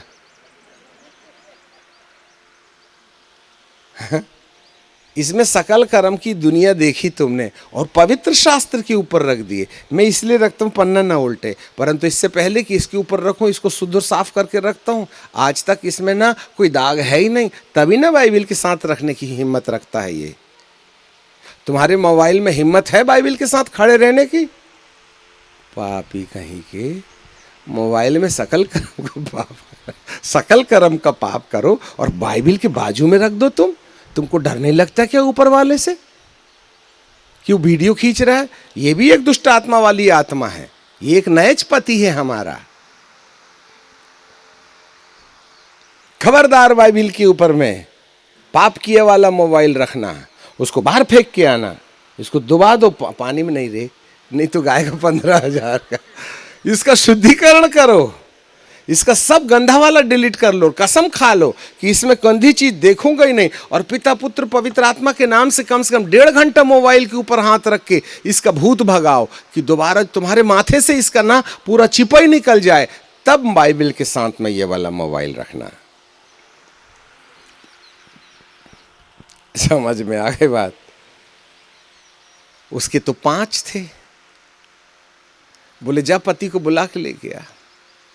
Why Jesus was highlighting the sin so the people may know the sin which they have committed in their past life. क्योंकि धार्मिकता के लिए अपनी गलतियों की जानकारी पहली सीढ़ी है, और हम याजकों ने कभी गलतियों को हाईलाइट नहीं किया, इसलिए पाप बढ़ पल रहा है कलीसिया के अंदर। हमें तो चंगाई का ढोल बजाने की आदत बनी है, इसलिए कलीसिया नहीं बढ़ रही, इसलिए कलीसिया में सकल कर्म का पाप हो रहा है, हमारे बच्चे बिगड़ रहे हैं। और एक बार मोबाइल का नशा किसी के माथे में आ गया ना, तो आप जितनी दुआ करना है जान ले लोगे, पर मोबाइल नहीं छीन सकते आप उसकी। वी आर फेल्यूर, हम भी हार गए हैं, कोई चारा नहीं। समझा समझा के डंडा मार पीट घर से निकाल देना, पेटी निकाल देना। हमारे यहाँ हॉस्टल है, हमारे बच्चों का पेटी कपड़ा निकाल के बाहर कर देते हैं, दूसरे दिन फिर मोबाइल के हाथ मोबाइल में दिखता है। जो प्रयास करो, कई बार हम डंडे से मारे हमारे बाइबल स्टूडेंट, ऐसा डंडा कमरे में ले जाके ना ऐसा पीटा ना, लाल कर दिया, दूसरे दिन से इतना बड़ा गुटरू बन गया। ऐसे बाइबल स्कूल में मत जाना बेटा जहाँ पिटते हो। परंतु हम ना उनकी ऊपर की भी टिकट कंफर्म कर देते हैं। मत आना, खतरनाक जगह है वो। हमें मालूम है आधे से लोग कैंसिल करने वाले हैं टिकट, परंतु रिजर्वेशन ऊपर का कंफर्म हो जाता है, ये भी जान के रखना। हाँ, प्रेज द लॉर्ड। जिसको मक्खन लगाना है वो लगाए, और आयोडेक्स लगाए कैंसर के ऊपर। हमें नहीं आता, हम तो चमीटा चाकू वाले हैं। हालेलुया। सो हर एक व्यक्ति को अपने पति की जानकारी होनी चाहिए। जब उसको पति की जानकारी हो जाए तब वो कहे, हे प्रभु मुझे इससे आजादी चाहिए। तब प्रभु अपनी निर्दोषिता के सत्य को बताएंगे।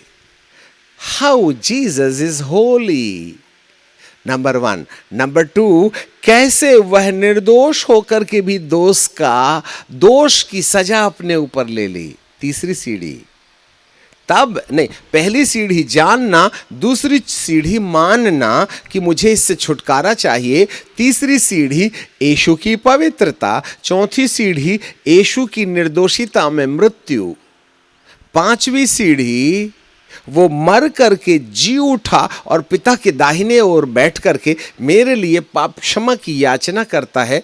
पांचवी सीढ़ी, तब मैं कहता हूं, हे प्रभु मैं अपने सिर का सारा बोझ है तेरे ऊपर डाल देता हूं। छठवीं सीढ़ी, तब वो कहेगा, जा मैं अपने नाम के नियमित तेरे सारे अपराधों को मिटा देता हूं और दोबारा याद नहीं करूंगा। तब जाके 7वें में तुम धर्मी हो जाते हो। हमने रविवार के दिन ऐसे उतारा और सोमवार को फिर पहन लिया, फिर बटन अंधाधुंध। हमें रविवार के दिन टोपी उतारते आता है और सोमवार के दिन फिर से पहनना आता है। ऐसे लोगों को 2-4 बात के बाद में वो धर्मी बनाने की प्रक्रिया में कसम खा लेता है 2 हड्डी के ऊपर मुंडी, अब दोबारा कभी इसको धर्मी नहीं बनाऊंगा। जब आप पूर्णतः धर्मी बन जाते हैं, लिसन मी केयरफुली, जब हम धर्मी बन जाते हैं तब हम कहें, हे पिता मेरे दिल में आ जा। तब गलातियों 4:6, तब पुत्र की आत्मा मेरी आत्मा के अंदर आ जाती है। वाह, तब यूहन्ना 1:12 के अनुसार मैं जितनों ने उसको ग्रहण किया उतनों को परमेश्वर ने अपनी संतान होने का अधिकार दिया।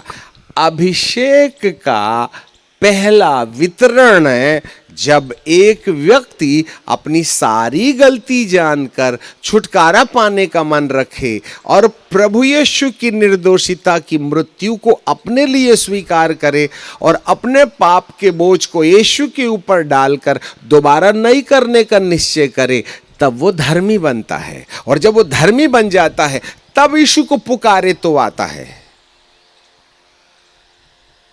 जरा ध्यान से सुनना, तब यीशु को पुकारे तब वो दिल में आता है, नहीं तो नहीं आएगा। आपने 99 गलती मान ली, एक छुपा के रखा है, उस चक्कर में एक के चक्कर में जो 100 आज्ञाओं में से 99 आज्ञा मानता है और एक को तोड़ देता है, वह सब बातों में दोषी ठहर जाता है।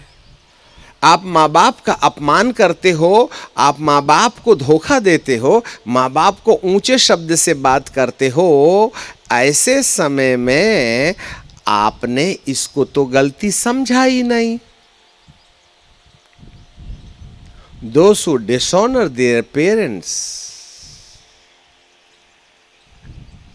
जो अपने माँ बाप का अपमान करते हैं, उनके साथ बेइज्जती के रवैये से बात करते हैं, इसको यदि तुमने पाप नहीं कहा और इससे छुटकारा पाने का प्रयास नहीं किया, तो प्रभु यीशु को कितना ही अपने दिल में पुकारो, वो आने नहीं करेगा। क्योंकि तुम धर्मी हो ही नहीं, माँ बाप के एरिया में धर्मी हो ही नहीं।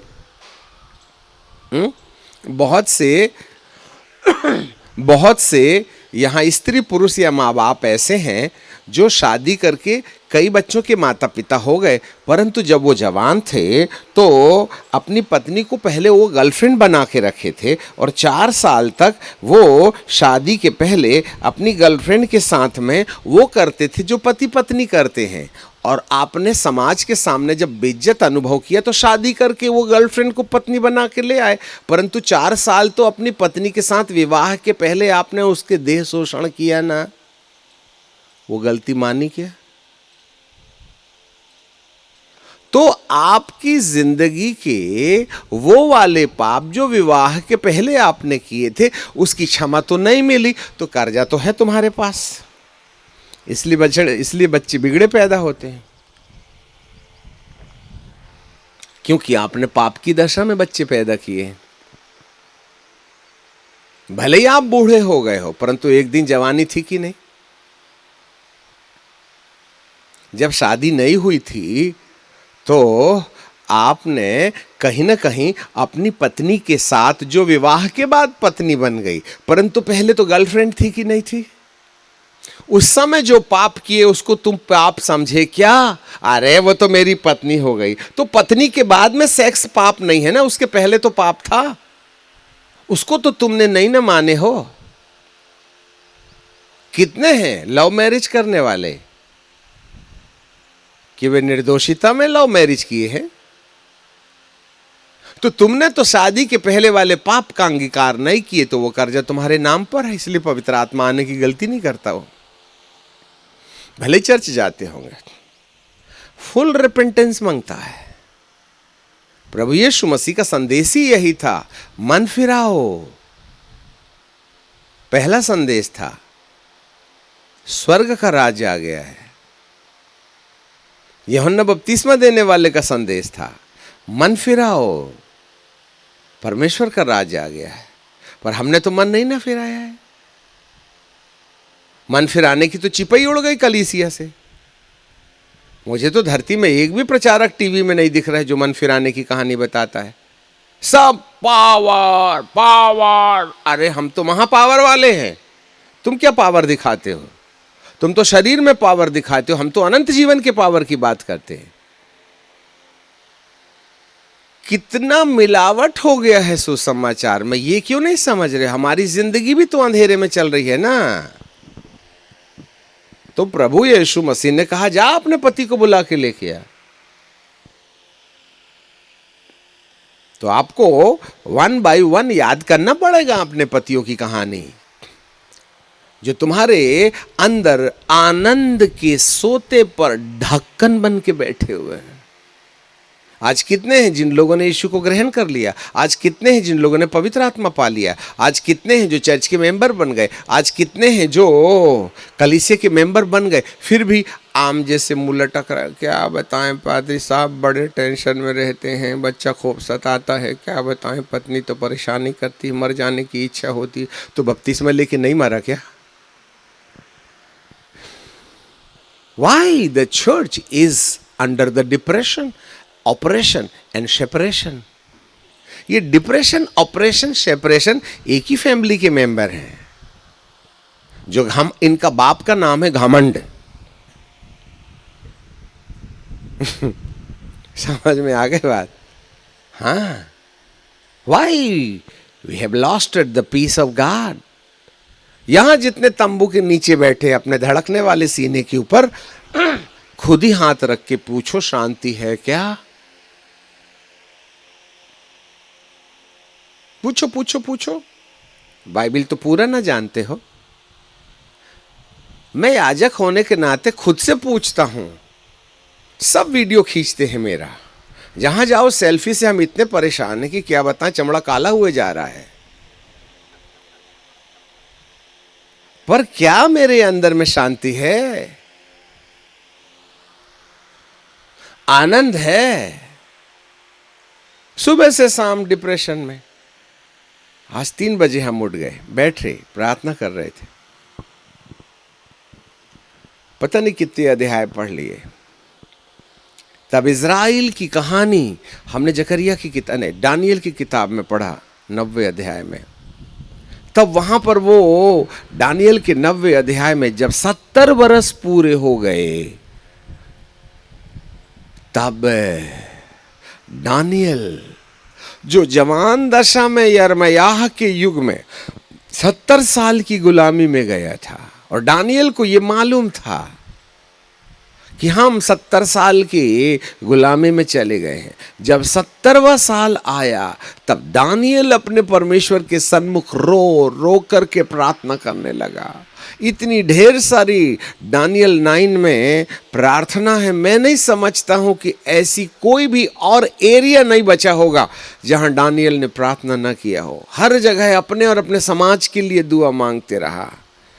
प्रार्थना करके करके कहा, प्रभु तेरे वचन में लिखा है। जब फिर यही बात नेहमिया ने भी प्रार्थना किया था, नेहमिया के पहले अध्याय के 4 पद से, जब उसने यरूशलेम में ठहरने वाले लोगों को जिनकी दुर्दशा में था ये संदेश सुना, तब वह उपवास करके प्रार्थना करने लगा। हे परमेश्वर, 4 पद से लिखा है, मैं रात और दिन उपवास करते रहा और प्रार्थना करते रहा। हे पिता, जब जब तुम मूसा की व्यवस्था का उल्लंघन करोगे, मैं पृथ्वी के इस छोर से लेकर के उस छोर तक तुमको तितर बितर करूंगा। पर आपने ये भी कहा था कि यदि तुम पश्चाताप करो तो पृथ्वी के किसी भी छोर में मेरे प्रिय लोग होंगे, तो मैं उनको एक जगह इकट्ठा करके अपना स्थान बना लूंगा। ऐसी प्रार्थना करने के टाइम पर मैं अपने लोगों के लिए क्षमा मांगता हूं, जबकि उसको दारू पिलाने की ड्यूटी मिली थी। बचा हुआ वो भी पी लेता था, सुखमय जिंदगी जी रहा था। वो कोई पास्टर नहीं ना था, और ना ले लीडर था, ना प्रॉफिट था, वो तो राजा का पियाऊ था। हम याजक लोग मस्ती कर रहे हैं और वो प्याऊ रो रहा है, जबकि जवाबदारी हमारी है, ना कि नेहमिया की। कोई तो रोवे देश के लिए, हमारी तो आंख में आंसू है ही नहीं। जिसकी आंख में आंसू नहीं रहता वह उस कुएं के समान है जिसमें जल नहीं होता, और जिस कुएं में पानी नहीं रहता वो कचरा घर बन जाता है। मोहल्ले का पूरा कचरा उसी कुएं में डालते हैं। आज याजकों की और कलीसिया की आंखों में आंसू ही नहीं है। तब मैं लिटरली एक बात बताते हैं, ये कहानी सुन करके मुझे अपनी बात समझ में आने लगी। And 3:30, 4:30, I was shedding the tears like anything. हैं? जब चारों तरफ सन्नाटा छाया हुआ था, हम अपने होटल में बैठ के कितने आंसू टपकाए, मैं क्या बताऊं। खैर, आ गई बात, बता दिया, वैसे बताने की नहीं है, ये मेरा प्राइवेट मामला है। हम यहाँ पर आपके ऊपर में मलहम पट्टी करने नहीं आए हैं। We are pouring our heart in your life. आप इतना घटिया मत समझ लीजिएगा। जितने आप हो ना, इतने तो पास्टर हैं हमारे पास, और जितने तुम बैठते हो उतने हाउस चर्च लीडर हैं। कलीसिया की तो बात ही मत करना। यदि 1000-1500 के बीच में हम आ गए हैं ना, तो आप हमको उस क्वालिटी का परमेश्वर का दास मत समझिएगा। ये मजबूरी है हमारे शहर के लिए। Do not miss use the people of God and the man of God. हाँ, परंतु शहर को प्रभु भक्त लोग अपने पैरों की धूल से चेतावनी तो दे दें, जिससे कि दोबारा आने के समय कोई कह ना पाए हमको किसी ने बताया नहीं था। संख्या कम है, मारो गोली, कोई बात नहीं। हैं? हमारी अपनी कलीसिया में 15,000 लोग हैं। ये पूरा मैदान भर जाएगा हमारी कलीसिया में से, इतने लोग हमारे पास में। एक एक कलीसिया में 2-2, 2,500 हजार लोग हैं। ऐसे कोई कोड़क मुर्गी जैसे पेंच गरम करने वाले नहीं हैं। रोने वाले और चीखने और चिल्लाने वाले लोग हैं। उनके माथे में मोहर लगाने का हमने पूरा प्रयास किया हुआ है ना। तो ऐसे समय में प्रभु जी का वचन ये कहता है कि पश्चाताप, यीशु पश्चाताप किए। दानियल ने 70वें साल में रो रो करके परमेश्वर को, तब जा करके 90वें अध्याय में दानियल के पास में एक स्वर्गदूत जो बड़ी तेजी से आया, फिर उसने उसको दर्शन दे करके एंटी क्राइस्ट के बारे में 70 सप्ताह है, 7 सप्ताह है, 62 महीने की कहानी बताया। जब प्रधान काटा जाएगा और वो प्रधान आएगा, और कैसे प्रधान, वो एंटी क्राइस्ट के बारे में बता गया। हमको वही समझ में नहीं आया। उसी चिंतन में हम जब सुबह बैठे थे, हम कब शून्य होकर के धरती लोक से पलायन कर गए, हमें कुछ समझ में नहीं आया। हाँ। और यहाँ आने से पहले नेपाल की कलीसिया में हम पूरा संदेश दे के आए, नो रेस्ट एट ऑल। हमारा छोटा बेटा नेपाल में इस समय पावर मिनिस्ट्री चला रहा है, स्टीव, और वहाँ पूरे नेपाल की गोरे गोरे चपटी नाक वाले वहाँ बैठे। तो हम ऑनलाइन उनको सुबह प्रथम आगमन, द्वितीय आगमन, तृतीय आगमन के बारे में बता रहे थे। वहाँ भी पहाड़ों में लड़का लड़की खूब चलता है, क्योंकि मनोरंजन का वही एकमात्र साधन है। नेटवर्किंग नहीं मिलता तो ओरिजिनल पिक्चर देखते हैं एक दूसरे के साथ। कौन बचाएगा? Who will want the people? कहाँ जा रही है दुनिया? 2,500 हजार की बाइबल तुमने सोने में, गले में तुमने सोने का क्रूस लटका के रखे हो, ये बचाएगा तुमको? हाँ, अरुणाचल प्रदेश के अंदर में जब हम ऐसे क्वायर, बहुत खूबसूरत बच्चियां हैं, वो क्वायर में से गा रही थी, हमारा तलुआ में भी पैर रखेंगे ना तो उनको गड़ेगा। गाल की तो बातें बंद कर दो। हाँ, और जब हमने कहा लॉर्ड तेरी महिमा भेज, अभिषेक भेज, मैं बाहर वालों की बात नहीं कर रहा हूँ, स्टेज में करीबन 25-30 बेटियां थी। वो ऐसे गिर गई, ऐसे चीख रही, ऐसे चिल्ला रही। 3 लड़कियों ने सलवार में सुसु कर दिया स्टेज में। ऐसी दुष्ट आत्माएं हैं। अब स्टेज वालों की ये हाल है तो नीचे वालों के मैं क्या बता दूं? कहाँ खड़ी है कलीसिया? और जब हम प्रार्थना कर रहे थे तब हमने कभी ऐसा नहीं बोला, परंतु बड़े बेशरम हो गए हम। कई बार अभिषेक हमको मजबूर कर देता है। इतनी गंदी घटिया बातें परमेश्वर प्रकट करने लगे उस अरुणाचल में, रोइंग नाम की जगह में। तब प्रभु पवित्र आत्मा कहते हैं, यहाँ बहुत सी बेटियां हैं जिनके साथ में दुरात्माएं ऐसा वाला व्यवहार करती हैं जैसे पति पत्नी करते हैं, और ऐसे में वो बहुत परेशान हैं। और वो भी उस समय जब वे समय से होती हैं, तब दुरात्माएं उनके शरीर का शोषण करती हैं। बहुत गंदी हैं दुष्ट आत्माएं। जब बेटियों का समय होता है तब ये दुरात्माएं उनके साथ में शारीरिक छेड़छाड़ करती हैं। ऐसी बेटियों के साथ हम मिलना चाहते हैं। हम संदेश देके चले गए। हमने कहा 3 बजे संदेश है इन लोगों के लिए, क्योंकि सबके सामने ऐसी बात नहीं ना कर सकते हैं। तब हमने कहा हमें एक कमरे में मिला देना आप। हम खाना वगैरह खा के थोड़ा आराम करके 3:30 बजे जब वहाँ आए तो उन्होंने स्टेज में जाने से पहले हमको उस कमरे में ले गए जिसमें 55 महिलाएं थीं, जिसमें से 2 विवाहित थीं और 53 कुंवारी बच्चियां थीं। 53 गर्ल्स जो केवल 14 साल से लेकर के 22 साल की थी और 2 अधेड़ महिलाएं थीं। ये सब कहते हैं कोई पापा बन के, कोई भाई बन के हमारे साथ सेक्स करता है। यस, दिल दुखता है। अंकल हमें बचा लो, हम छुटकारा पाना चाहते हैं, सेव अस।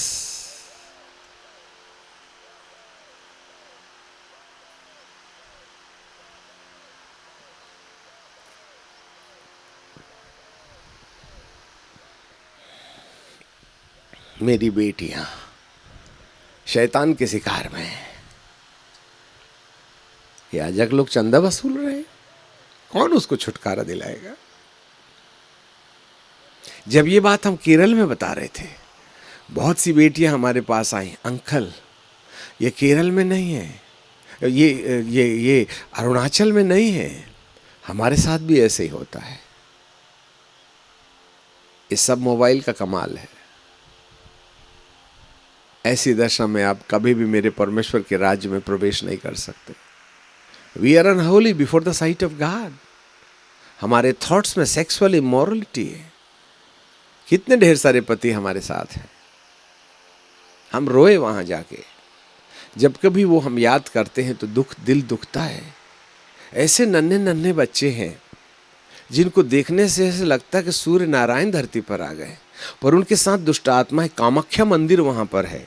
वे सारी दुष्ट आत्माएं जो अरुणाचल के नीचे वो कामाख्या मंदिर की सारी दुष्ट आत्माएं उनको वासनात्मा में इतनी डाल दी है कि लोग मतलब कुत्ता की तो इज्जत होती है। एक बार वैसे हम नदी के किनारे निकल गए, हर थोड़ी दूर में मोटरसाइकिल खड़ी है, हर थोड़ी दूर में मोटरसाइकिल खड़ी है, हर थोड़ी दूर में मोटरसाइकिल खड़ी है। मैं बोला सर ये मोटरसाइकिल खड़ी है, ये लोग हैं नहीं है, कहाँ गए? नहीं, बोले एक लड़का होगा एक लड़की होगी, झड़िया के नीचे सेक्स कर रहे होंगे, बस रोड में बाजू में। कौन जवाब देगा इस देश का? है कितने पति हैं हमारे? कैसे इशू आएगा? नॉर्थ ईस्ट के अंदर में जिन लड़कियों को नंगा करके रेप किया गया और करके उनको मार डाला गया, वो कोई गलत नहीं था। हमारा प्रभु क्या देख रहा है? क्यों मसीही लोग, क्यों चर्च जलाए गए? जलाया जाना तय था, क्योंकि उन्होंने डाकुओं की खो बना ली है ना। वहां एक लड़के का एक लड़की होती च नहीं है। वहां तो वो नशा पैदा करने वाले चरस भंग पैदा करते हैं ना, और वो पी करके ही काटते हैं, और उसके बाद उनको समझ में नहीं आता, और उसके साथ में हिनहिनाने वाले घोड़े बन जाते हैं। उसके बाद में जो कुछ भी होता है वो बताने की चीज नहीं है। अच्छा हुआ वहां के चर्च जलाए गए, खुदा शुद्धिकरण कर रहा है। अब यदि हम मध्य प्रदेश, गुजरात और महाराष्ट्र के अंदर में इस प्रकार के माहौल को चर्च के अंदर में रखते हैं और ये सोचते हैं कि हम महफूज हैं, आप दुविधा में मत रहिएगा। हमारी भी बारी शुद्धिकरण के लिए होगी। इससे पहले कि खुदा बाप का डंडा लगे ना, हमें परमेश्वर के सन्मुख आकर के यीशु को ग्रहण करने लायक अपनी जिंदगी को ठीक ठाक कर लेना चाहिएगा। And that's why the convention is, that's why the meeting is. हाँ, ऐसा हो भी सकता है आप लोगों में से बहुत सी बेटियों के साथ दुरात्माएं रात को वैसा वाला करती होंगी जैसा पति करता है। If you have this kind of sicknesses, please ask the forgiveness with God. उसका कोई इलाज नहीं है जब तक आप पश्चाताप नहीं करिएगा अपनी गलती से। You cannot set free. और पवित्र आत्मा हमें दिखा भी रहे हैं, ऐसी बहुत सी बेटियां हैं जिनके साथ इसका दुर्व्यवहार दुरात्माएं करती हैं। सपने में, निंद्रा में आपको तकलीफ होती है। ये सब दुष्ट आत्माएं हैं जो हमारे साथ दुर्व्यवहार करती हैं। खैर, इन सब बातों का माना जाना जरूरी है, We have to ask the forgiveness. तब प्रभु यीशु तुम्हारे अंदर आएंगे। जब तक आप अपनी गलती मानने को तैयार नहीं हो, प्रभु यीशु आपके अंदर नहीं आएंगे। जिस समय आपको अपनी गलती का एहसास हो जाएगा, नीति वचन की किताब उसका 28 अध्याय उसके 13वें पद में लिखा है। नीति वचन लिखते चले जाइए। नीति वचन 28:13, जो अपने पापों को छुपा रखता है उसका काम सफल नहीं होता है, और जो अपने पापों को मान लेता है और छोड़ भी देता है उस पर दया की जाएगी। जो अपने पापों को छुपा रखता है उसका काम सफल नहीं होता है, और जो अपने पापों को मान लेता है और छोड़ भी देता है उस पर दया की जाएगी। मर्सी मानने और छोड़ने वालों पर है, चर्च आने वालों पर नहीं है। अभी तो जब तक पुत्र यीशु आया नहीं, हमारी जिंदगी में तो फाउंडेशन ही नहीं डाली, तो बिल्डिंग कहां से बना दे हम? मैं वरदान के लिए प्रार्थना कैसे करूं जब आप पाप में फंसे हो? कलीसिया इस लायक भी तो हो कि आपको 9 वरदान मिले। हमको तो मोबाइल चलाने का वरदान है ना, पवित्र आत्मा का नहीं ना हो सकता है। तो ऐसे समय में जो फाउंडेशनल रिक्वायरमेंट है, जहां पर एक व्यक्ति अपनी गलतियों का एहसास करे और उसको दोबारा नहीं करने का निश्चय कर लेवे, और दोबारा नहीं करने के लिए जब प्रभु से माफी मांगेगा, जब आपका नाम पापियों की लिस्ट से काट कर धर्मियों की लिस्ट में रख दिया जाएगा, तब आप यीशु को पुकारो, यीशु मेरे अंदर आ, मेरे अंदर आ, मेरे अंदर आ। ये केवल बेटे नहीं, ये केवल बेटियां नहीं है, बहुत से बेटे ऐसे हैं जो परियों की तरह तुम्हारे साथ कोई आता है और उल्टा सीधा करता है। ये कोई फीमेल अकेले के लिए नहीं है, इवन दो मेल बॉयज भी इस बीमारी में लगे हुए हैं। हाँ, और आप उस रात का इंतजार करते हैं जब सपना परी आती है। हाँ, इन सब बातों से दुष्ट आपका स्थायी अनंत जीवन का रास्ता बंद कर रहे हैं। अभी तो तुम हंस लो बेटा, परंतु जिस समय अधलोक की आग झुलसाना शुरू करेगी, तब पश्चाताप के लिए देर बहुत हो गई होगी। जी हाँ, so as soon as we accept the Christ as a personal savior, that is the foundation of the spiritual life. पुत्र यीशु का हमारी आत्मा के अंदर आना कंडीशनल है। जब तक आप फुल रिपेंटेंस नहीं करिएगा, जब तक आप पूरी गलतियों को नहीं मानिएगा, तब तक वह पुत्र यीशु गलातियों 4:6, रोमियो 9:8-9 के अनुसार वह आपके अंदर आने की गलती नहीं करेगा। This is the first anointing. और ये जो अनॉइंटिंग है वह आपको धर्मी बनाने की घोषणा करता है। और जब कभी आपके अंदर धर्मी बनने का कार्यक्रम पूरा हो जाता है, तब धर्मी होने के बाद हमारे लिए दूसरा कार्यक्रम शुरू होता है कि वो हमें पवित्र आत्मा से भरपूर करे। जब पुत्री नहीं आया, जब फाउंडेशन ही नहीं मिली, तो क्या घास में तुम रद्दा रख दोगे? खोद के गड्ढे में पत्थर डालना न पड़ेगा। और वह पाप क्षमा के बाद में यीशु को ग्रहण करके दोबारा गलती नहीं करने का निश्चय किए लोगों के अंदर आएगा। हाँ, हम निश्चय नहीं करते हैं, माँ बाप का अपमान करते, फिर कल फिर करेंगे, परसों फिर करेंगे, और ये सिलसिला जारी है। और इस सिलसिले के आधार पर पुत्र यीशु आने का ड्रामा नहीं करेगा, क्योंकि तुम अपने माँ बाप का अपमान करते हो और उसको पाप समझते नहीं और दोबारा गलती नहीं करने का निश्चय ही नहीं करते हो। सासू के लिए उंगली तोड़ती हो, मर जा, तेरा तो ना सत्यानाश हो जाए, तो तेरी तो टांग टूट जावे। हाँ, तेरी माँ जिसने पैदा किया है, दूध पिलाया है, वो बिल्कुल दूध की धुली है, सासू तो बिल्कुल चुड़ैल है। अपनी बिटिया ने पूरे दर्जन प्याले तोड़ दिए, कोई फर्क नहीं पड़ता, परंतु बहुरानी ने 3 प्याले तोड़ दिए। तेरी माँ ने यही सिखाई थी, 4 प्याला एक हफ्ते में तोड़ेगी, हमारी गर्दन तोड़ेगी, चुड़ैल कहीं की। हैं? हे माते जब शादी में लाए थे तो 3 रैक का केक काटे थे तो कहते थे, ए ऊपर वाले, नीचे वाले, आजू वाले, बाजू वाले, आओ आओ आओ, मेरी दुआ सुन करके प्रभु ने मेरे को बिटिया दिया है, बिटिया, दूतनी है, दूतनी। 1 हफ्ते के बाद उसी दूतनी को क्या कहती है? भूतनी। पर आई थी तो मायके से दूतनी न थी, पर ससुरालय में न बनी है भूतनी। हे माते, तेरे अंदर एक दूसरा ही भूत है जो दूतनी को भूतनी देखने लगता, वो भी 1 हफ्ते में। तुम्हारी बिटिया के 1760 पाप माफ, और बहुरानी ने एक गलती कर दी तो बाप रे बाप, बल्लम, तलवार, भाला, बिछुआ सब है ना। तो एक अलग ही पति, एक अलग ही पति है सासूबाई का, जो अपने बहुरानी को प्रताड़ित करती है। तुम आत्मिक नहीं हो सकते। सपना देखना बंद करो यदि आप अपनी बहुरानी पर अत्याचार कर रहे हैं तो। हमारी भी बहुरानी है, हमारे पास 3 बहुरानी है, 2 बेटे की है, 1 पलित पुत्र की है। हमने 8 बच्चे रोड से उठा के पाल लिए और उनकी शादी विवाह करके आज वो अपने पैर में खड़े हैं, है ना। मैं खुदा की उपस्थिति में कहता हूं, मेरी 3 बहुरानियों के लिए एक लफ्ज भी अंधेरे में मैंने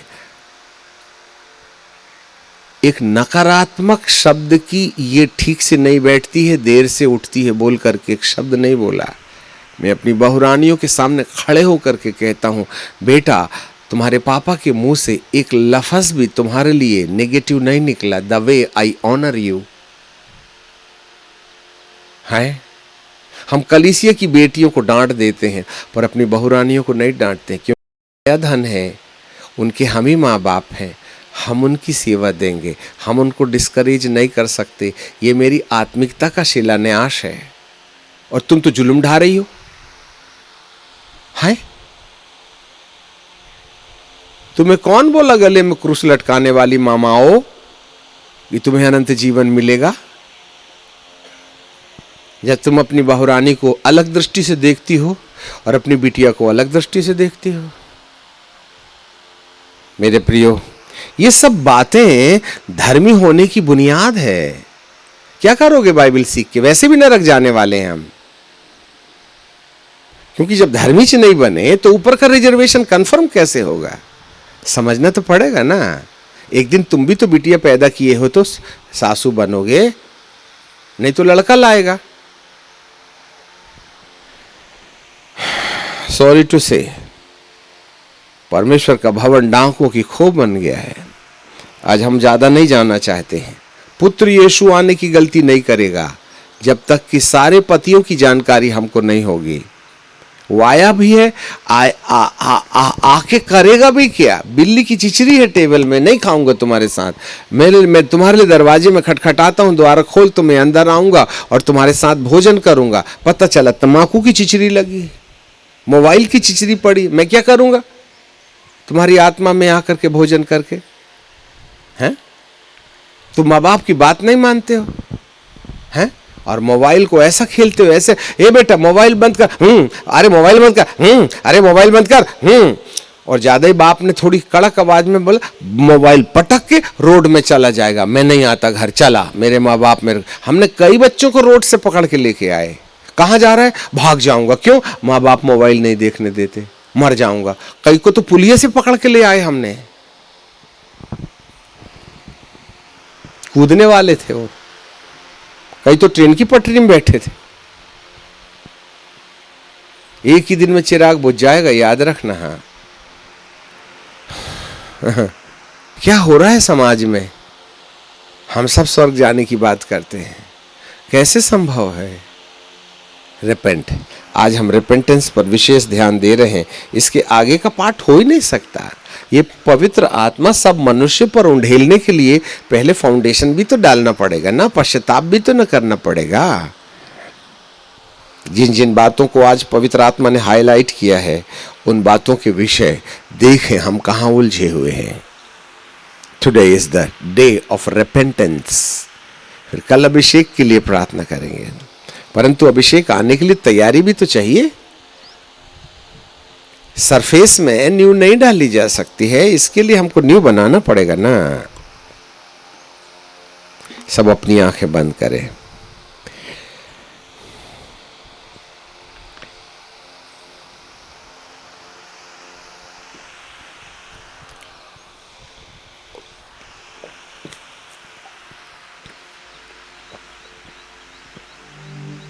ज्यादा समय नहीं, कुछ मिनट और। This is the very serious time.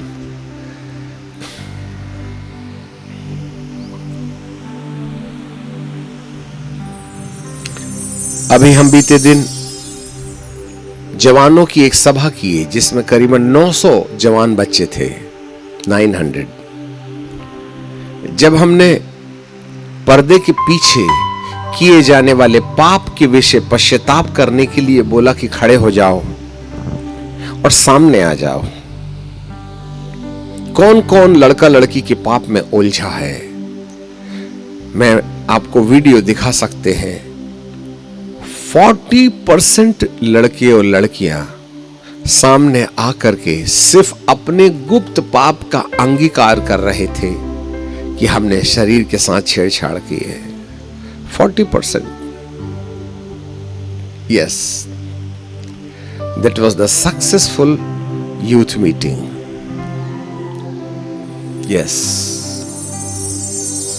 जो अपने पापों को मान लेता है उसी पर दया होगी, और जो अपने पापों को छुपा रखता है उसका काम सफल नहीं हो सकता। आप में से जितने लोगों को वचन सुनने के समय बेचैनी एहसास हो रही है, कहीं ना कहीं हमारी गलती नामक पतियों की जानकारी हमें मिल रही है। तो व्याकुल मन से स्वतंत्रता पाने के लिए हम आज अपने पापों का अंगीकार करके दोबारा नहीं करने का एटलीस्ट निश्चय ले सकते हैं। ऐसा हो सकता है कि गलती दोबारा हो सकती है, पर एटलीस्ट आज आप दोबारा गलती नहीं करने की शपथ तो जरूर खा सकते हैं।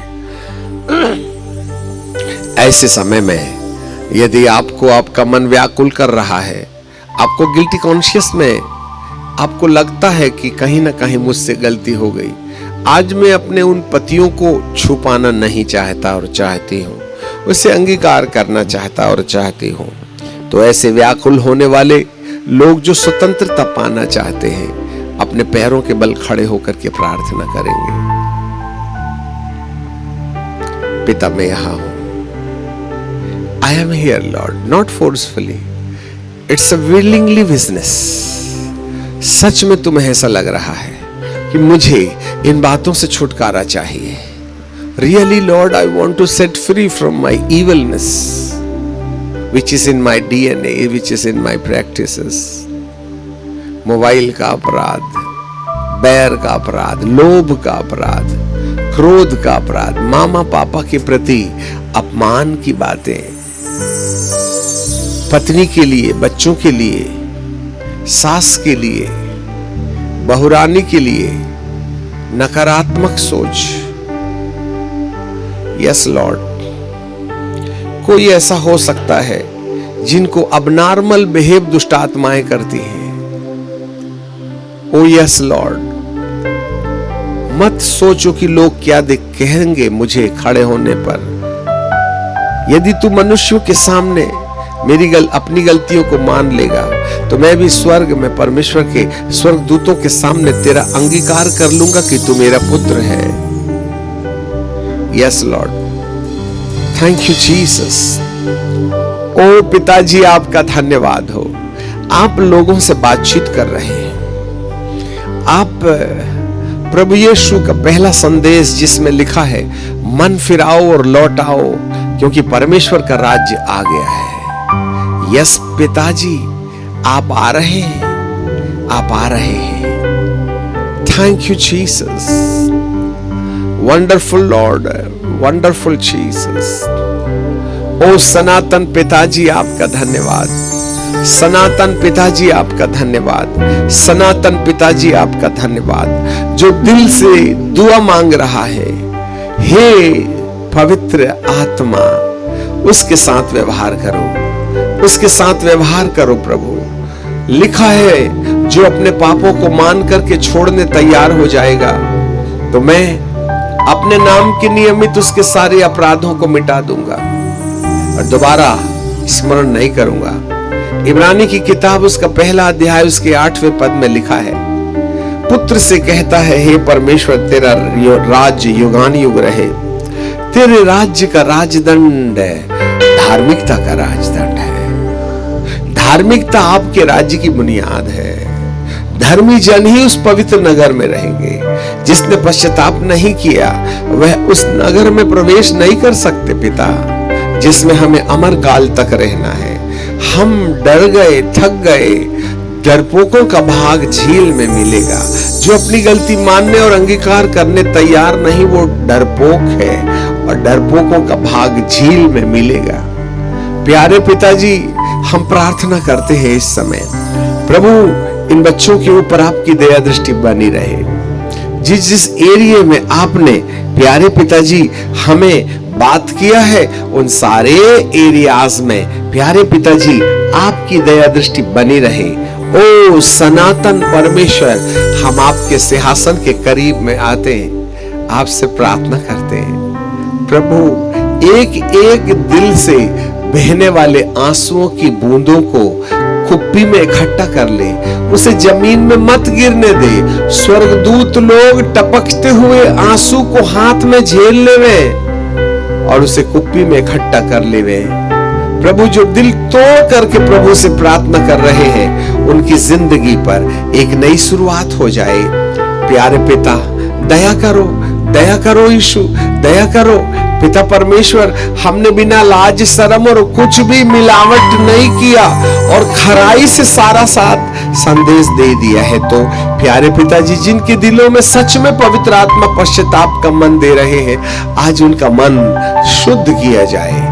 आपका पवित्र लहू उनके माथे पर टपका दिया जाए, जिससे कि प्यारे पिताजी उनके नाम पर दर्ज पापों का कर्ज मिटाया जाए और वे नई रीति से एक नई शुरुआत करने पाए, नई रीति से नई शुरुआत करने पाए। पिता परमेश्वर, ऐसी आप दया कीजिएगा। आज शाम बहुत से लोगों को चंगाई देना। आपने आज हमारे मन को और हमारी आत्मा को चंगाई दी है और जब तक हम पश्चाताप ना करें पुत्र नहीं आएगा। हम छुपाएं, पुत्र नहीं आएगा। हम मान ले, हम धोए जाएंगे। पुत्र आने के लिए रास्ता खोला जाएगा, हम उसकी संतान गिने जाएंगे। बाप, मैं इस तमाम खड़े हुए लोगों को आपके हाथों में सौंप देते हैं। पिताजी, इस कटनी को आपके हाथों में ला लेते हैं। अब बदलना आपका काम है। Lord, begin to talk with them. Yes Lord, expecting the transformation in their life, in their attitudes. प्यारे पिताजी, जो दुरात्माएं इन्हें मोबाइल के कब्जे में ले जाती हैं, वासना के कब्जे में ले जाती हैं, ओ प्रभु यीशु मसीह, तमाम अंधकार की शक्तियां जो इनके जीवन को ख्रिस्त विरोधी बनकर परमेश्वर के सत्य से भटका रही है, उनके ऊपर आपका जलजला उतर आए। आपकी पवित्र आत्मा की अग्नि उन तमाम दुष्ट आत्माओं की शक्तियों को जो इनके खून के अंदर, इनके डीएनए के अंदर, इनके माथे के अंदर पाई जाती है, इनके व्यवहार में व्यक्तिगत रीति से पाई जाती है, उन तमाम श्रापित आत्माओं को हम यीशु नासरी के नाम से कैद कर देते हैं और आज्ञा देते हैं वह इन बेटे बेटियों के खून से, इनके बेटे बेटियों की पांचों इंद्रियों से निकल के बाहर चली जाए। तुम्हारा खेल खत्म हो गया। वचन ने तुम्हें नंगा किया है दुष्ट आत्माएं, वचन ने तुम्हारे कामों को हाईलाइट किया है, इसलिए तुम्हारी जड़ें इनकी जिंदगी से उखड़ जाए, तुम्हारी जड़ें इसकी जिंदगी से उखड़ जाए और ये धर्मी गिने जाए। प्यारे पिता परमेश्वर, आज जैसे पवित्र स्वर्गदूत इनकी जिंदगी को नई रीति से संवारना शुरू करें, न्यू एस्टैब्लिशमेंट, ट्रांसफॉर्मेशन इनके जीवन के अंदर में आ जावे। प्यारे पिता, हमने बड़े हिम्मत और हियाव के साथ में बिना मिलावट से आपकी सच्चाई कह दी, बाकी आप इनकी जिंदगी बदलने का जुम्मा लेते हैं। इसलिए आप अपने तरीके से इनको बनाइए, तोड़िए, मोड़िए, मरोड़िए और इनको तैयार कीजिएगा। बाप, आपको धन्यवाद। धन्यवाद, इन्होंने हिम्मत जुटाया कि वे खड़े होकर के आज अपनी गलतियों को मान रहे हैं। अंत आ गया है। ये सबसे बुद्धिमान लोग हैं जिन लोगों ने आज अपना समर्पण किया है। पिताजी, उद्धार की अनुभूति लगातार बनाए रखने के लिए अनुग्रह दे दीजिएगा।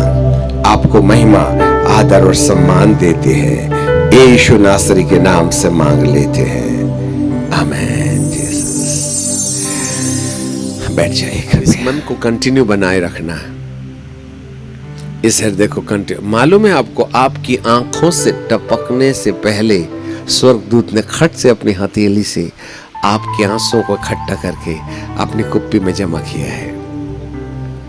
उस आंसू में आपकी भावनाएं छुपी थी। एटलीस्ट इस चक्कर में स्वर्गदूत आपके पास आ गए थे। वो दिखे नहीं तो क्या हुआ। कितना अच्छा लगता है ना, धर्मी लोग परमेश्वर की संगति में जाते हैं। सो पिता परमेश्वर को धन्यवाद, है ना। शाम को फिर मुलाकात होगी। आप सब लोगों को जय मसीह की। Praise the Lord. Shalom, peace be unto you.